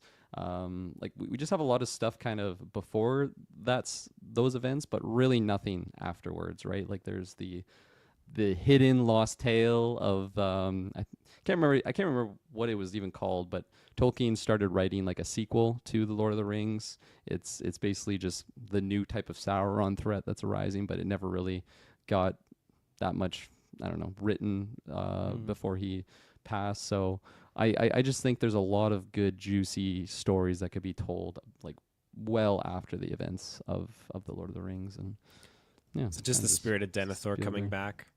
No, Denethor, let him rest. Let him rest. Let him rest his with the bones. thought of his sons in his mind. And in this you know, supposed world I'm kind of setting up, like all those characters would be long gone because he's kind of the only Dunedain, right, around at least the events of the movies of Lord of the Rings. So I would expect, I don't even know why I'm pitching this as if it's like something set in stone. It's just in my fantasy world, this is kind of what we're getting. And all those did characters would Legolas probably be gone. stick around? I can't remember if he went to the Undying Lands, because I think him and like his father. No, and he stayed. Mirkwood's- Yeah. Yeah, so I guess there you go, get Orlando Bloom back in. He would be the character that has to look the exact same, right? Because he would be like the Arwen situation where he isn't aging at the same rate as someone like even the Dunedain would be. That'd be pretty I don't cool know. having them both in a duo movie. Legolas Let's and keep Aragorn. Orlando Bloom away. I don't know. I liked him in the role, but the more I see of that guy, I'm just like, I don't think he's a good actor at all. I love him in Pirates, but I don't know. It's just, I like the stuff that's going on around him more so than specifically his performances. Yep, I think what you guys have said is I resonate with it. I think you guys hit it pretty spot on. And putting him in the Strider gear and putting him back in a prequel, it is a little weird after seeing him kind of go on this transition and this journey, and we already know his end game and know his story. It's definitely appealing to see him in a position where, like you pitched, Kirkland, having him in the future setting. I like that a lot. I think there's a lot of possibilities there, but just to have him and his character come back at all, I will take it. I will take it. And yeah, I'm going to remain optimistic to see how they do it. And as long as it's not shoehorned in there, because there are some characters that feel a little bit shoehorned in with those Hobbit movies, and I'm just, are they doing it because it fits with the story, or are they doing it because they're trying to cash in with the fans and the community, right? Yeah, they're cashing. So I just hope that that's not going to be the case here. And they take their time and they actually weave together a pretty intricate story. But speaking of stories, my goodness. So from what I have seen from these articles and people reporting on this, it looks like, okay, depending on how the new film War of the Rohirrim is going to do, and depending on how very early stages of development the Hunt for Gollum is going to do, this is going to basically set the tone for future projects. And I think that they're looking at standalone projects. And we talked about this before when they were just name dropping all these rumors like, oh, we're going to give an Aragorn movie, a Gandalf movie, yada, yada, yada. So it looks like they're talking about War of the Rohirrim sequel. We're talking about a whole new mainline trilogy in Lord of the Rings in that same vein. No idea about what they're thinking time period wise, but they're basically like saying, and I quote, anything Professor Tolkien wrote, you see the layers and layers of story that's underneath there and how interconnected they all are. And so, end quote, that's basically their sandbox. They want to pull from all these stories. But afterwards, I'm pretty sure how they were talking about it, Hunt for Gollum, and then after maybe doing like a mainline trilogy and then getting into some more standalone films. What do you guys think about all these ideas? Pretty bold. Yeah. I mean, I think really what it's going to come down to in terms of animated, that one's pretty simple. They're just going to see how Rohirrim does. looking like it's not going to do amazing. Who knows? Maybe it'll pick up over the holidays and end up having a pretty good run. There's so many other movies releasing, though, that it's hard to envision that happening. I would love if it did, though. So I kind of feel like that's going to be a bit of a one and done in terms of the animated thing. That's what it's looking like right now. And I think for Hunt for Gollum, like that movie is going to do well when you bring back a lot of those main players again. People are going to be interested. They're going to want to go see that. A lot of people, it seems like, have been kind of checked out. Like Rings of Power numbers are pretty good, but at least from my Lord of the Rings friends who I talk to about this stuff, they're like, oh yeah, I never really got around to season 2, and they don't even know about this animated movie, or they're like, I might see it later, or like, let me know how it is after you review it. Like that's how the conversations usually go. And those are like people who are diehard fans for this stuff. So I feel like it's like that's the kind of thing that would bring people back, is getting those legacy actors to come back and play those characters again. But once again, I feel like I kind of hope from their side too, even just business wise, like see how Hunt for Gollum does and then go from there. It does kind of feel like, okay, is it just going to be like cash grab, like bring back these old actors rather than telling new interesting stories that expand the world? I don't know, but maybe that's just the point of Rings of Power. That can be the separate, interesting, new, cool thing, different castings, and then we can have like the movies in the theaters that are just kind of cash grabs, but like maybe if they're fine movies, maybe that's all we need. So I don't know. I think we're far away from getting another trilogy would be my guess.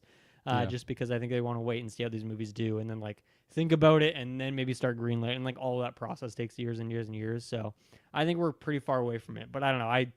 We're kind of getting way more Lord of the Rings content than I would have expected 5 years ago. So maybe I'm just totally wrong on that, and it's about to pop off even bigger.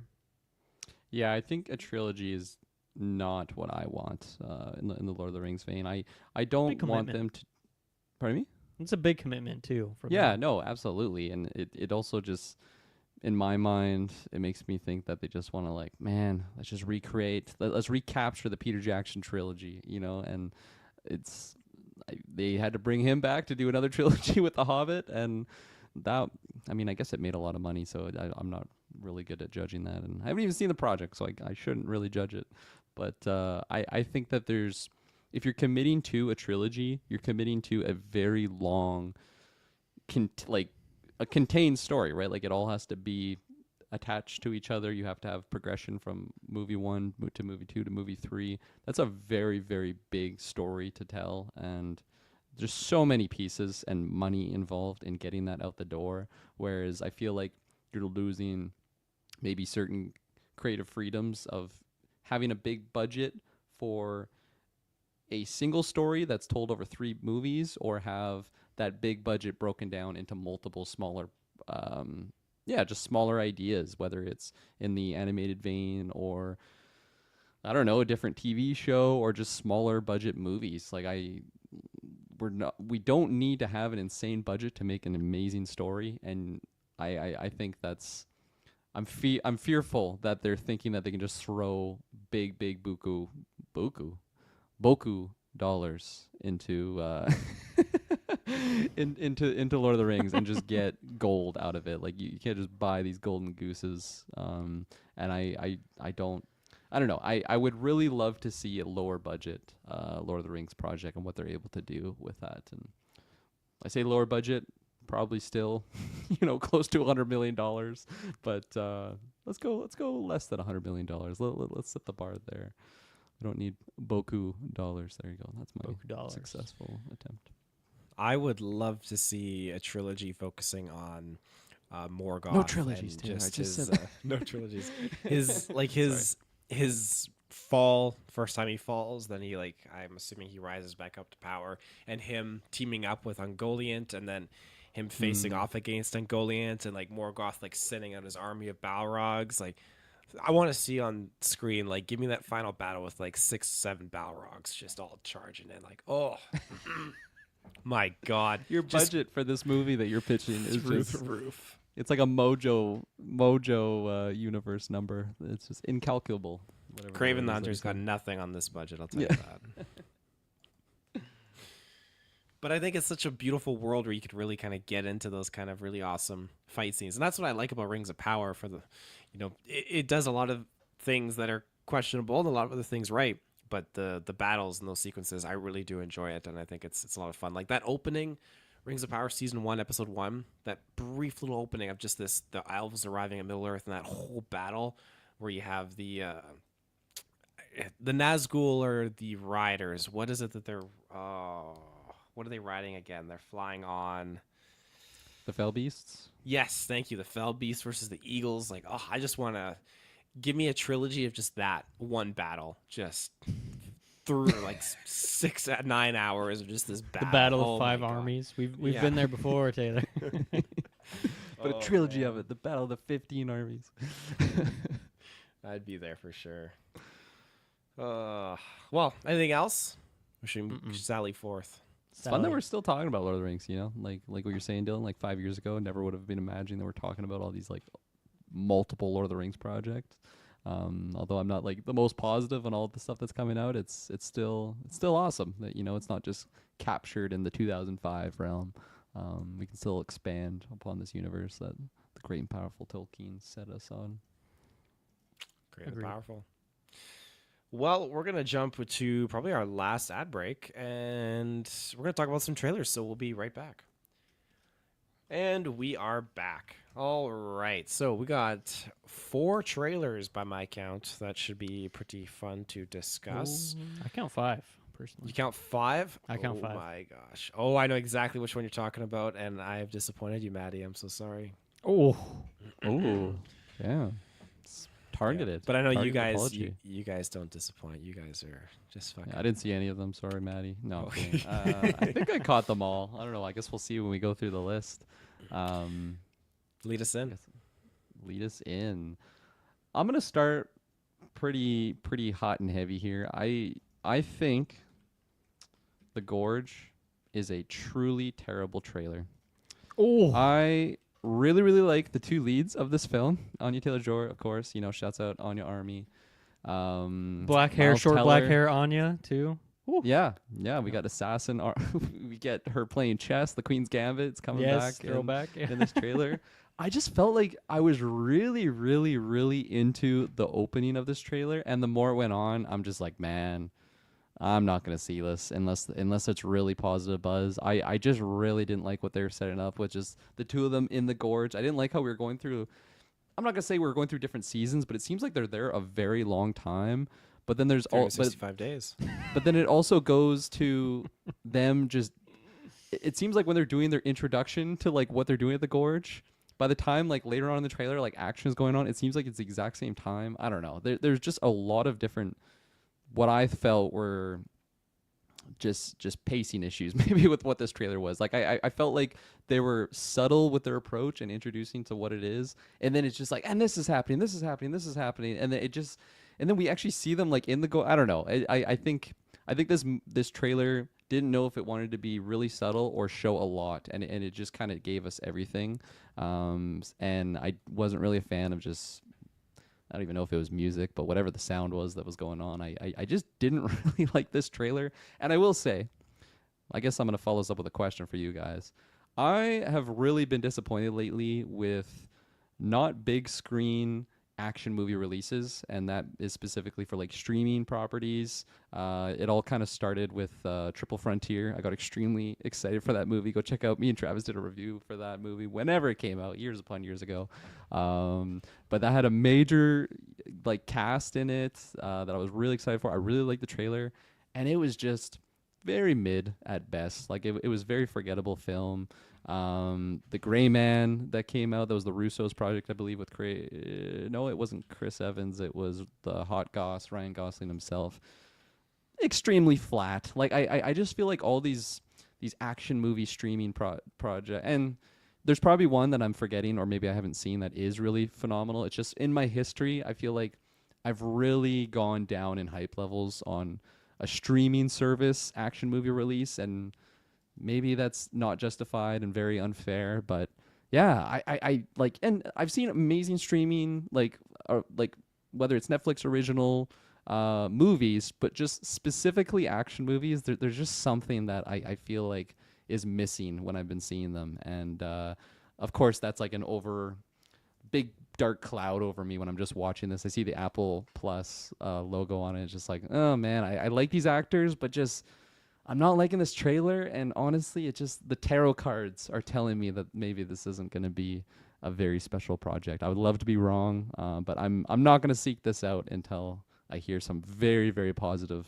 praise. And I'm going to put my bet down. I don't think I'm going to be getting that, and I'll be eating my words if I'm wrong. But what do you guys think about this one?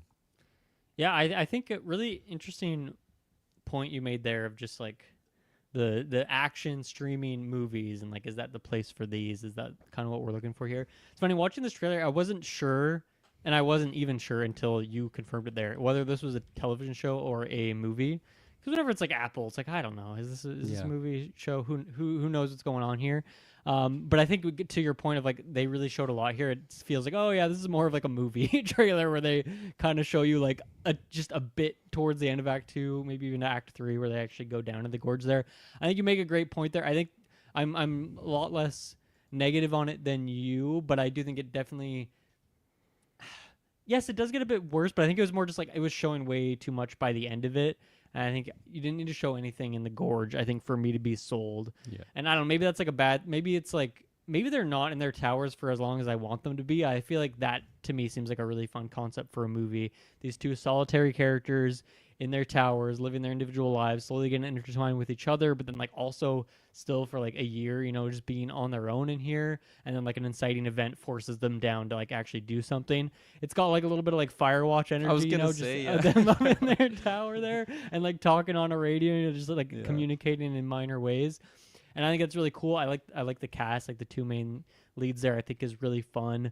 I do think in terms of like the action movie side of it, like one, I think if you look at like the writers and directors of this, it makes a lot of sense. Like Scott Derrickson is the director here, of course, who did the first Doctor Strange, and then he did one of the, or he was supposed to do Jurassic Park, right, Taylor, or Jurassic World or something. Like he didn't end up doing it.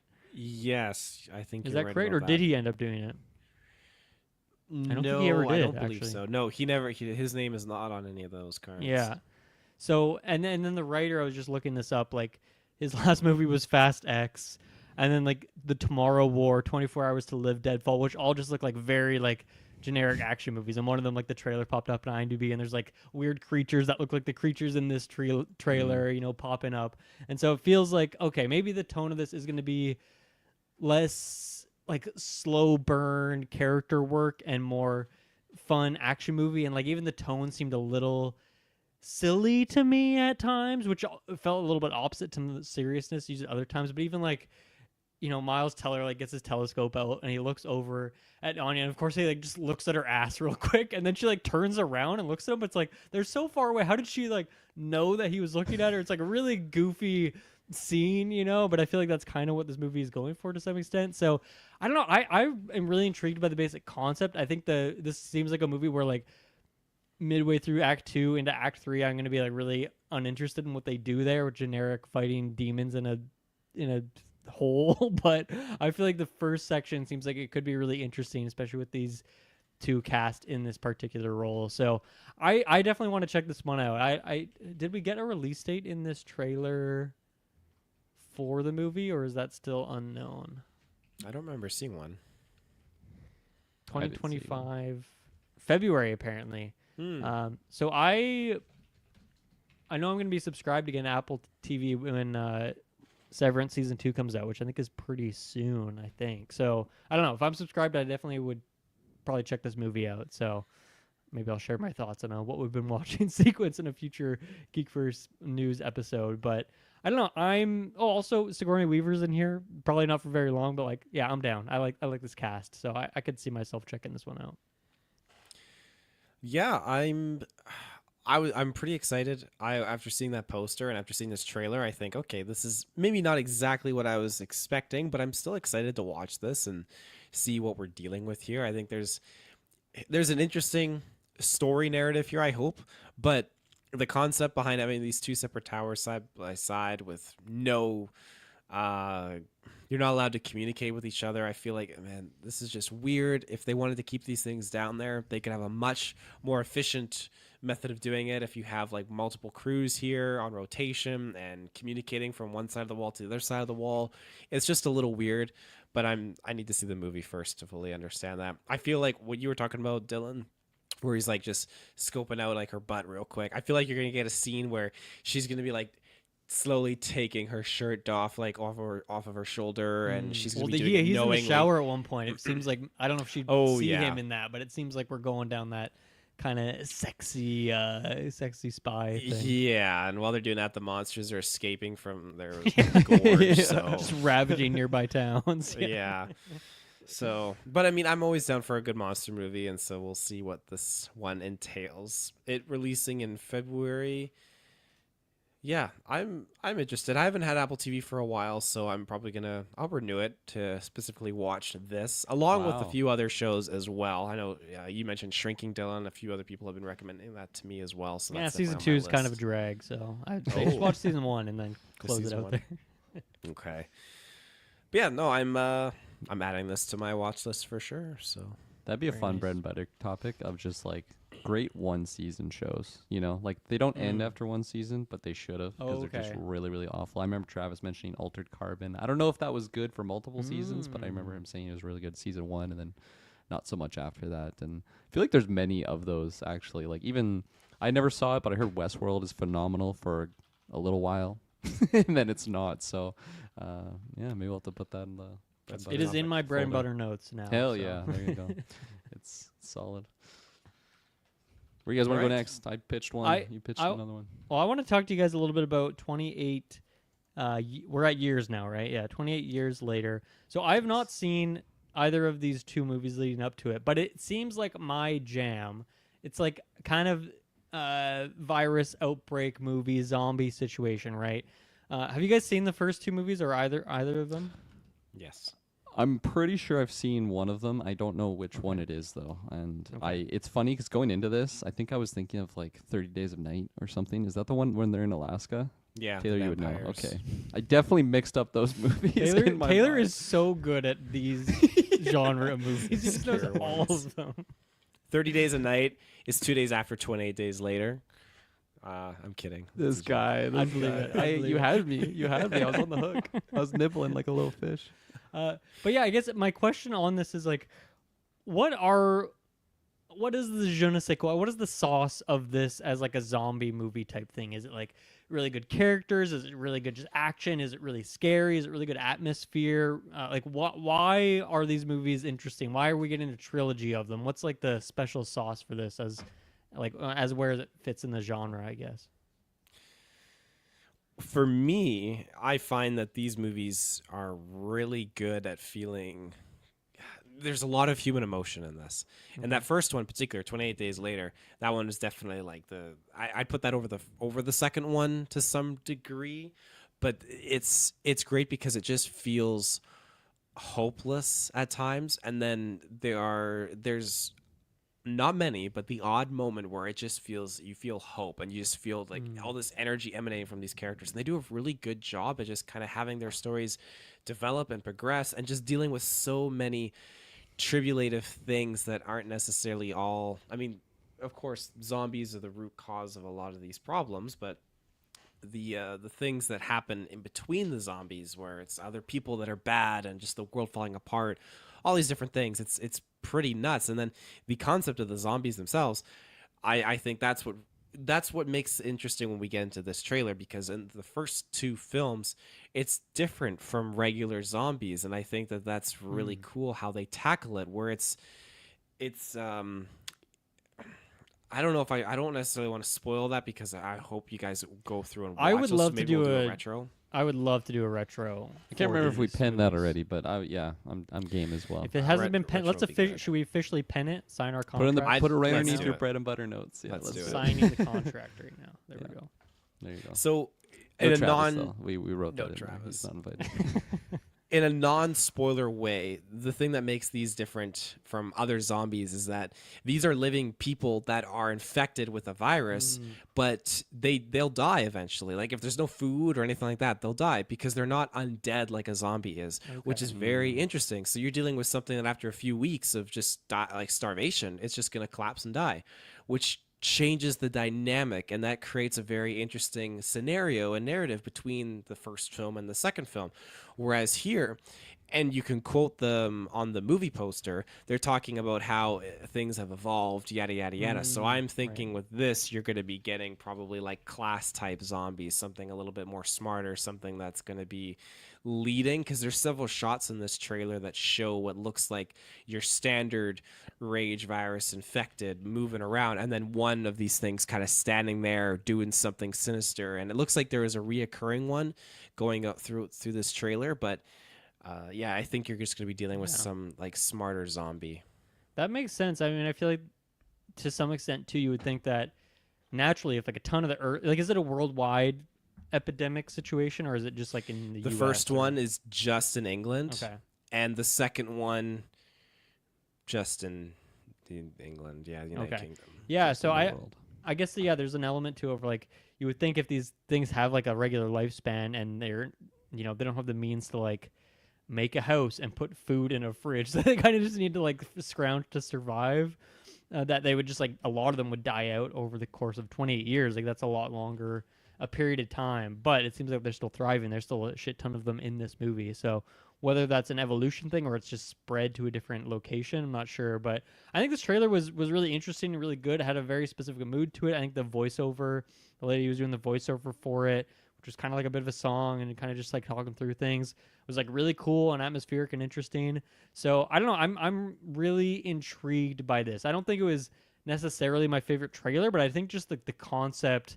It may be a bit of a gimmick, but I love that it's like 28 days and then 28 weeks and 28 years, and like it's not exactly 28 years after the first one, I don't think, right? But I don't know. I just think it's a set very like 30 years, like, so it's pretty close. Is it Well, that actually? was That's just- that's really yeah. see. I just think that's so fun and interesting from like a movie standpoint. It feels not as gimmicky as like other legacy sequels we've got recently for some reason, even though it is a bit of that same thing. But I'm really intrigued by this general concept. So yeah, I don't know. I'm excited to jump into this, and the way that like Evil Dead was a complete mystery to me, and then we did the retro, and it was the first time I watched those movies, and then now I've been watching these new ones as they're coming out.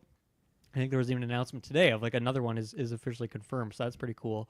I don't know if we had that in our notes, but yeah, I think this is going to be a similar space for me, and I'm excited to check this one off the list because I love a good zombie, even if they're a bit different, as you said, Taylor, in terms of their stats. They're a little bit different than what we've seen before, but I think that's a really cool idea. So hopefully they still have a bit of that uniqueness, even if they have to come up with a story reason why they're alive all these years later. Mm-hmm. Yeah, I'm very excited for this. This is one where I'm not just excited for the movie, I'm excited for the retro. Like, I'm excited for this whole adventure we're going to be going on. These 28 adventures that we're going to be doing. And it's funny, I'm very similar to you, Dylan, where like I'm pretty sure I have seen 28 days later or weeks, I can't remember, I'll find that out when we go into it. Cuz Cillian Murphy he's not in all of them, right? Is he just in the original? Just in the original. Okay, because I think I remember him, so maybe I've only seen the original. The second one has Hawkeye in it. Jeremy Renner. One of our Wow. patrons? No way. Yeah. Damn, shouts out insane. to Jeremy Renner. But no, the reason why I said I agree with you, Dylan, is I'm excited to get into this universe, but I don't think this was really a great trailer. Like, honestly, I don't know. Maybe it is a good trailer because it didn't show a whole lot. I was bringing up my grievances with that with the Gorge, but I like the like just the setting, I guess. It's funny you mentioned just like the zombie atmosphere. This felt like Project Zomboid the movie, man. I can't wait to get in there with you, Dylan, and play some Zomboid. I've been going pretty Very hard. down. But yeah, no, it very much reminded me of that, and that's the greatest zombie game ever made. So I'm excited for. That's a big claim. Yeah, big. That's a big claim. And when we I'll talk about side quests, we will have to do a list of the best zombie games because that's a big claim. Pen it, put it in the documents. Contract, Let's do it. sign Yeah, it. sign it off. No, so I liked the setting that was set there. But like beyond that, I wasn't loving everything I was seeing, but I'm just intrigued by this film and what it is. Really, really like the cast that they have in here. Like Jodie Comer, of course, she's fantastic. Big Ray Fiennes, love that guy. So, and then ATJ, can't forget about ATJ, our Craven the Hunter, the guy that solely killed Sony Universe. No. He put the nail in the coffin. Definitely wasn't his fault, but no, yeah, I'm very much looking forward to this. And although I didn't like this trailer, I don't really need a trailer. I'm intrigued enough to see this project. So, Nice. yeah, they sold me.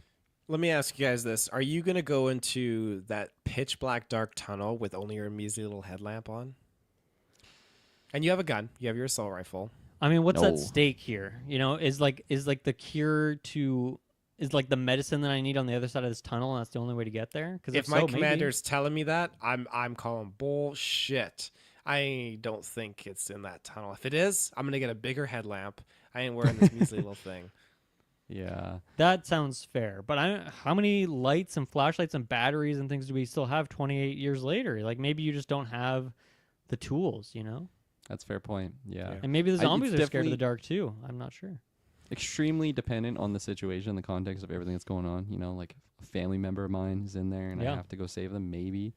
But again, my history playing zombie games, don't do that. It's not worth it. Don't I've take had the missions risk. where zombie Yeah. games tell me to go in there, specifically Dying Light. And I usually just skip those missions because I just don't want to do it because they're scary. And I'll wait till I'm I'm bold sure these enough. guys tried, but And they I weren't. yeah, they can't skip their main quest that they're on here. But speaking of randomly thought, have you ever played Dying Light 2, Taylor? You and I were kind of buzzing about it when it released.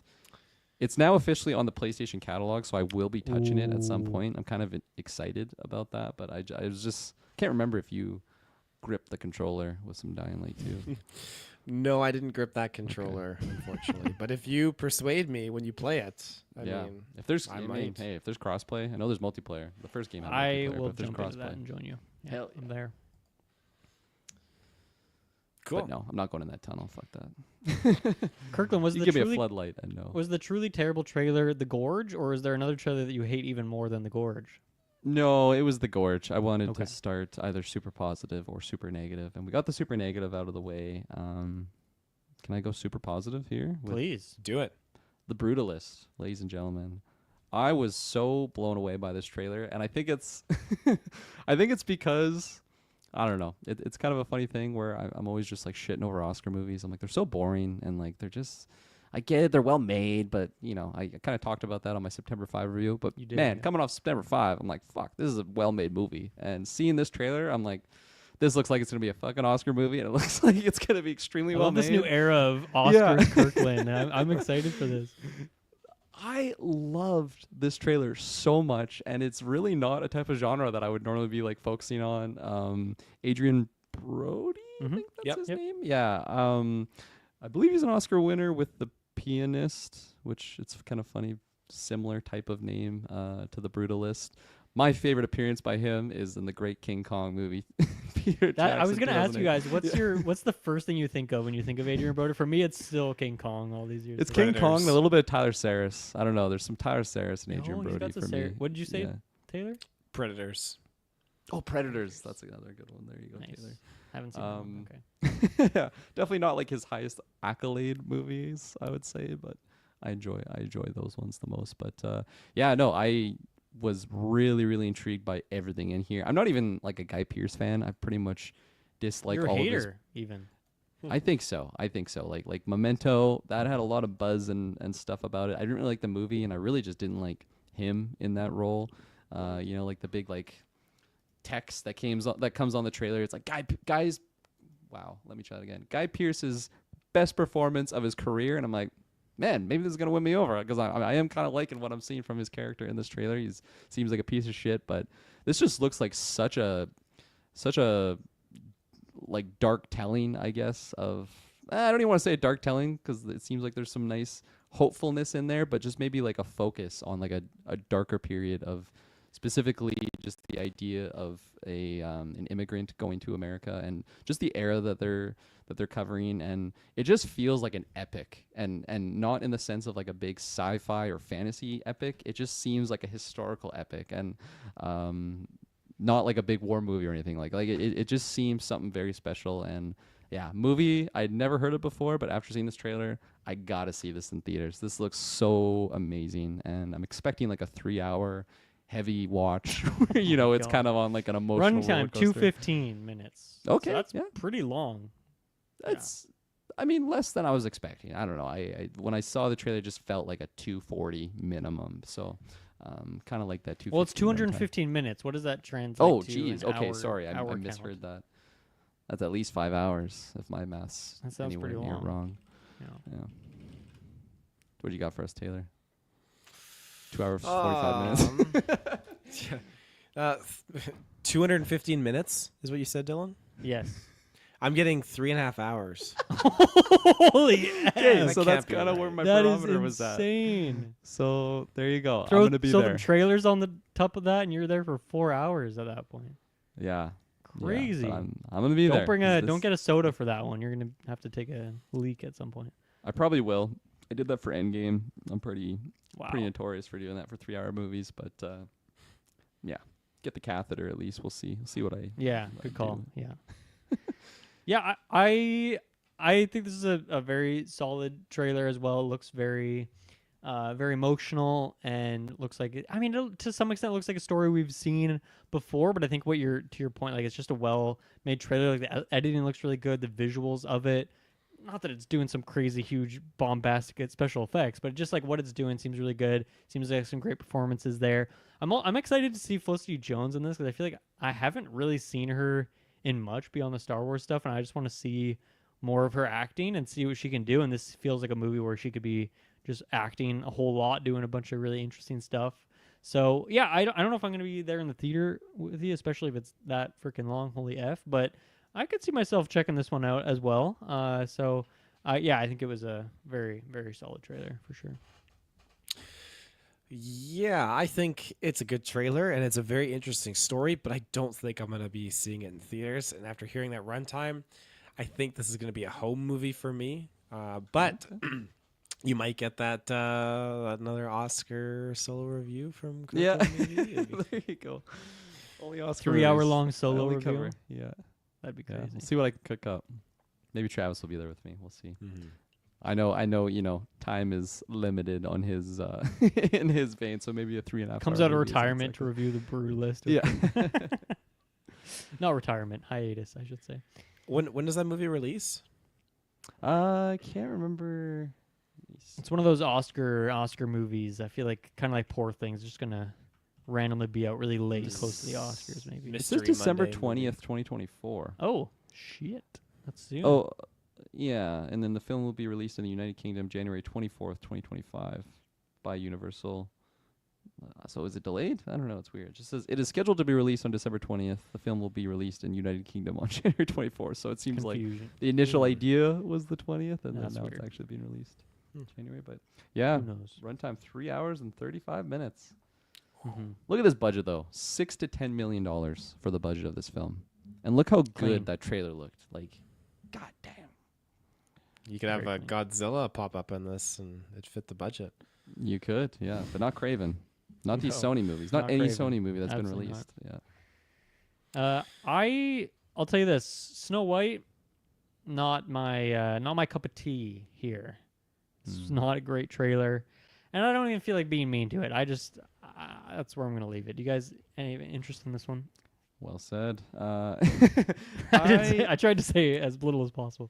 Yeah, I don't have any interest in this, and I never did, even like when it was first initially announced.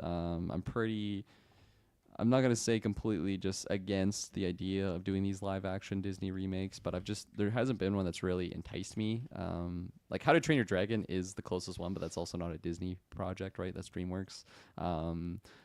But for me, I think especially seeing this trailer, just because I haven't been really focusing much on the news around this, I've been seeing just people's opinions on it. Most of them have been negative, and I'm not sure if that's just because people are outraged for the idea of like a character, especially in like a live action Disney remake. People seem to just get up in arms anytime a character is not white and pasty like me, you know, like anytime a character is not like just straight up Caucasian, people seem to be extremely outraged.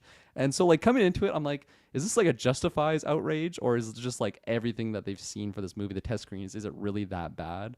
And honestly, when I watch this trailer, I think it is getting maybe more flack than it deserves. Like I don't think this is that atrocious of a trailer by any means.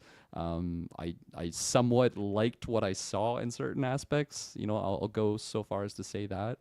But I'm not even a big Snow White fan to begin with, like the original Disney project. Like I just definitely not a Disney princess or story that I really was drawn to as a kid. So yeah, I'm not interested in this for very varied reasons, but I don't think this is as bad as people are really setting it out to be. I'm curious what it's going to do number-wise, because, you know, sometimes these live-action Disney movies just bust a big $1 billion number or something out of the yin-yang. I think the ones... Has there been multiple that have done that, or is it just Lion King?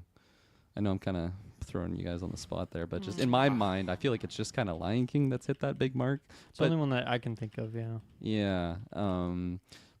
But so, like, it's got potential there, but I don't think the Lion King really had a lot of negative buzz going into it. Like maybe it did. Maybe I'm Well, that was just also the misremembering it. It came out a first while or ago. second or one of the early Jungle Book live-action remakes, right? That was an earlier one. Beauty and the Beast made 1.2 million worldwide. Did you say 1.2 million? 1.2? Mm-hmm. Million? Domestically, 500 million. Sorry, 1.2 billion. Okay. That's a better number. Thank you 1.2 for million calling me is out on like, that. yikes. That's That's worse lower than than the Craven. budget of Brutalist right there. Okay, so we got 1.2 billion. That made $1 billion. Mhm. That's insane. To me. Surprising. Crazy. Different That's- time at the box yeah. office. Absolutely. Emma Watson numbers. I guess that'll do it for you. It's true. But yeah, no, I'm not really going to see this, I don't think. Mulan would have been another live action one that I started watching, and I just turned it off instantly. I'm like, what the fuck is this? So that's my quick Mulan review. You seeing this one in theaters, Taylor? You like these movies, right? You know what? I like these movies, but I feel like this is a movie, or I should say, this is rather an apple I do not want to take a bite out of. I just think that Nice. they've kind of just been going downhill a little bit, like so forth and so forth after every one. And I mean, that Cinderella one, I really like the live action Cinderella. I can't remember. I should have looked and see if that was actually $1 billion, but I like.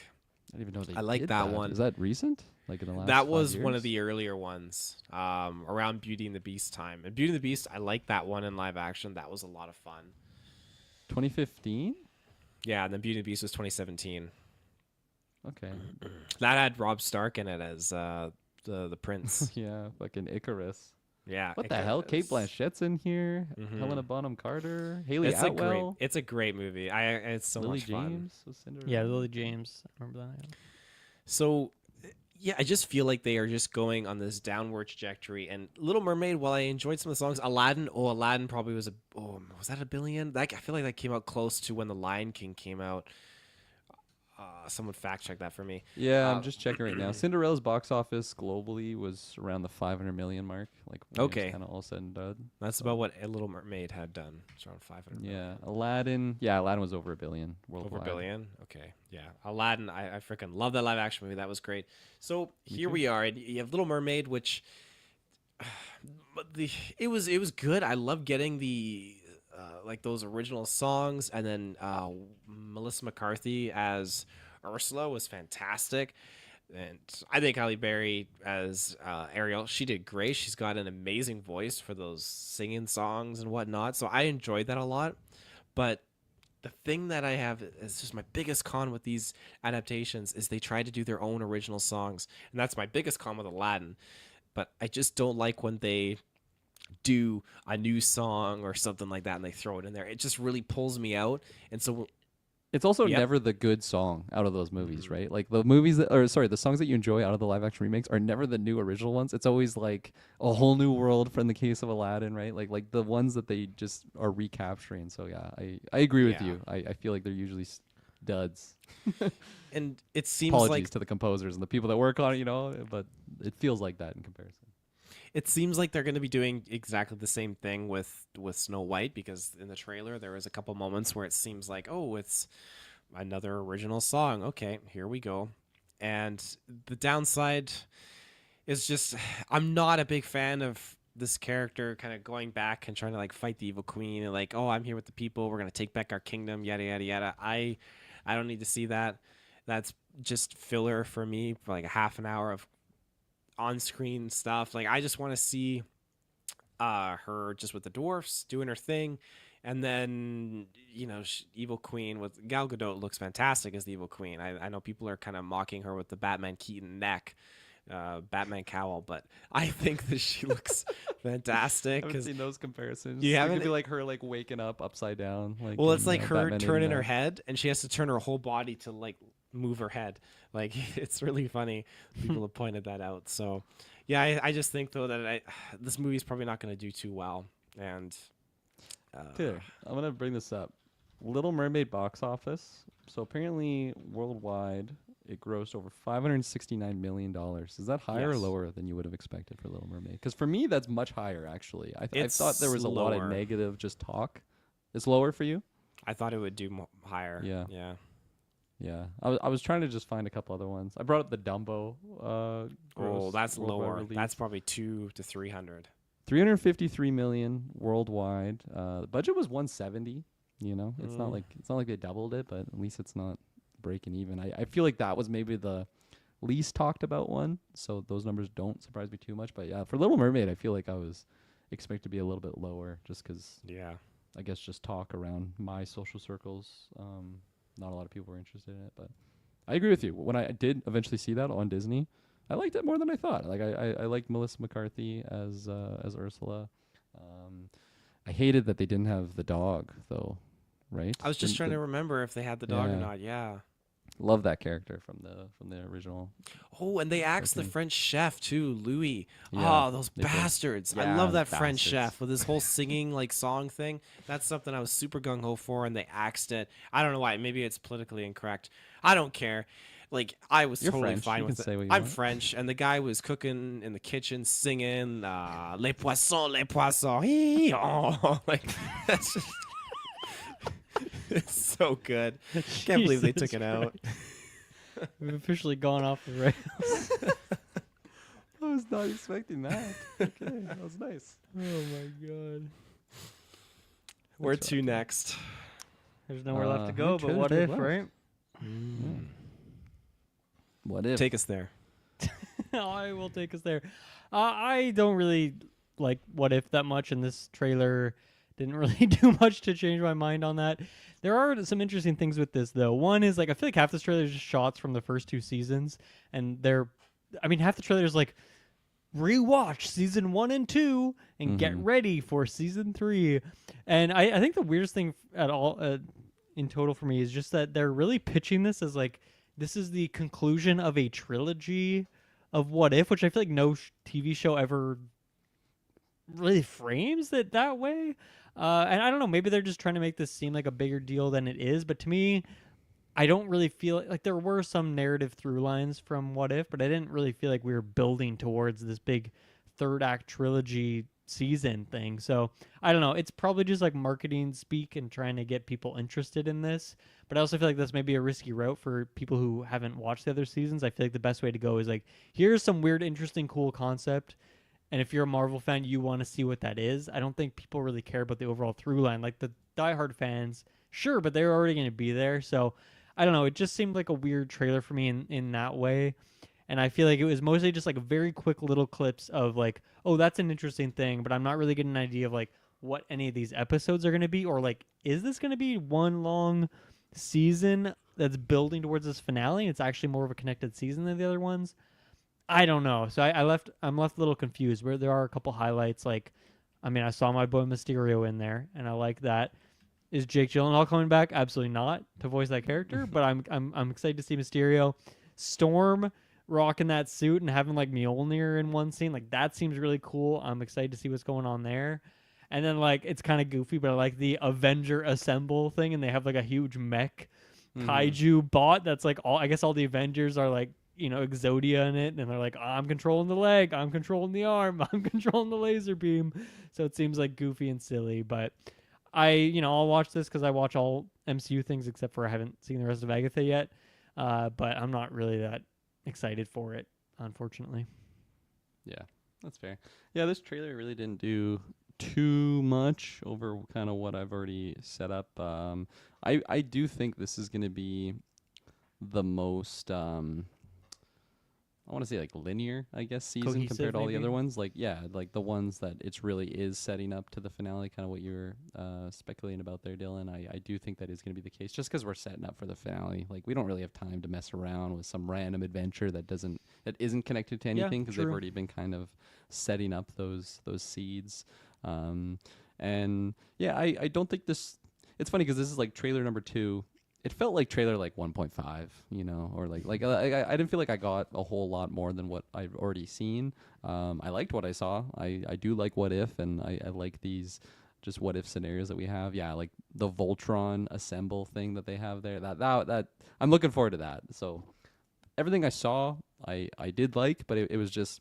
It wasn't like a really engaging trailer in the sense of like, man, this sold me on the show. Like, no, I'm already gonna be there. Like I was there last year, I think they're still doing the daily releases how they did last year, like around Christmas, Ooh, starting let on me see if maybe I the can find info 20th. on that. I believe when we were talking about the first trailer that it was the case, but yeah, then we'll confirm there. But yeah, I'm gonna be there. I'm liking what I'm seeing, but in terms of trailers, just judging it as a trailer, You're didn't right. do a whole lot. Daily releases as well as last season. Yeah, and starting when was that? December 22nd. Oh, the 22nd. Okay, Tuesday. No, that's Sunday. I can't remember. I think I don't Christmas is know. on a Wednesday. It's Christmas is a Wednesday, yeah. So there you go. That is a Sunday. Yeah. Sunday is ready for What If season 2 or 3. Yeah, I'm looking forward to this. I mean, it's the closeout, and the trailer got me pumped, but I mean, you guys have already said it. I didn't feel like there was anything really major or new that was really being featured here that we haven't seen or can kind of anticipate going in. Like, obviously, with Storm, the goddess of thunder, and that sort of stuff. So we know certain things are going to be happening and some certain storylines. But that being said, I'm excited. I like the what ifs, and I like what we're getting. It'll be cool to see how this is going to kind of close off and tie together, especially after we have some reoccurring characters that we have seen before, and just what's going to happen with the Watcher here, and ultimately what will be the Watcher's fate. I'd love to see him kind of have a good send-off and maybe even make an appearance in the actual MCU at some point, which, I mean, he's appeared in X-Men, the animated series, and I feel like maybe we got like a glimpse of something in Deadpool and Wolverine. Maybe I'm just imagining. That's just that. your Probably. fan edit, I think. That is. It probably is my fan edit. There you go. There's X-Men, right? X-Men 97? Is that what it was? That was 97. X-Men 97. Yeah. Gosh, I don't have those. I know. Those I other was looking for images. the one. I think it was Hawkeye, right? You made a bunch. It was, yeah. Travis probably just deleted them all. Oh, that's a shame. It was like in the urinal, and he's like in the corner. Oh yeah. I'll have to make some more of that. But yeah, no, I'm looking forward to it. In terms of ranking, I would probably go. I go 28 years later as my number 1. I'd go. What If season 3, number 2. And that's more or less because it's my anticipation and excitement more so than the trailer. And I would go Gorge, Brutalist, and then Snow White. I have a similar ranking. I'm gonna go 28 weeks, number 1, Gorge, number 2, Brutalist, number 3, What If season 3, number 4, and then Snow White, like way down there at the very bottom. At the very bottom of that gorge. Of the hole. gorge. Yeah. Where Anya is. Yeah, I'm gonna go. My number 1 being the Brutalist. That one really surprised me.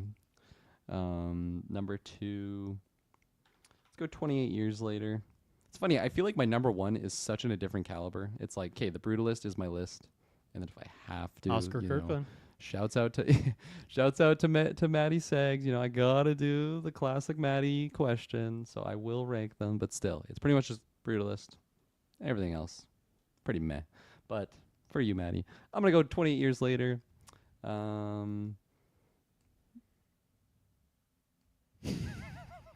He's really thinking on it. He's put a he's lot of scratching thought. that noggin, trying to come up with some answers. Yeah. It's hard to yeah. rank these. The stakes are so high. Oh no, I was like talking for so long too, and then I realized I was just frozen. I'm like, oh no. We heard you put Hold on. 28 years later at number 2. Okay, perfect. And then my internet must have crapped out because of what I said. I said Snow White next. Oh yeah, that's why you're trying to Yeah. get canceled by the internet. Yeah. And then What If? And then Gorge. the Gorge at the bottom its of the own Gorge. gorge, Yeah. yeah. God damn. Truly terrible trailer. Very different ranking than me and Taylor. I respect Yeah. it though. Very different. All right. Well, ladies and gentlemen, there you have it. Our latest and greatest GV642 news episode in the books. We will be back with more reviews this week. Tons of reviews. Tons Oh of my stuff, God. tons of stuff. So just tune into our feeds to find it all. But until next time, everyone, thank you for tuning in. We will see you in the search bar. Bye-bye. Adios.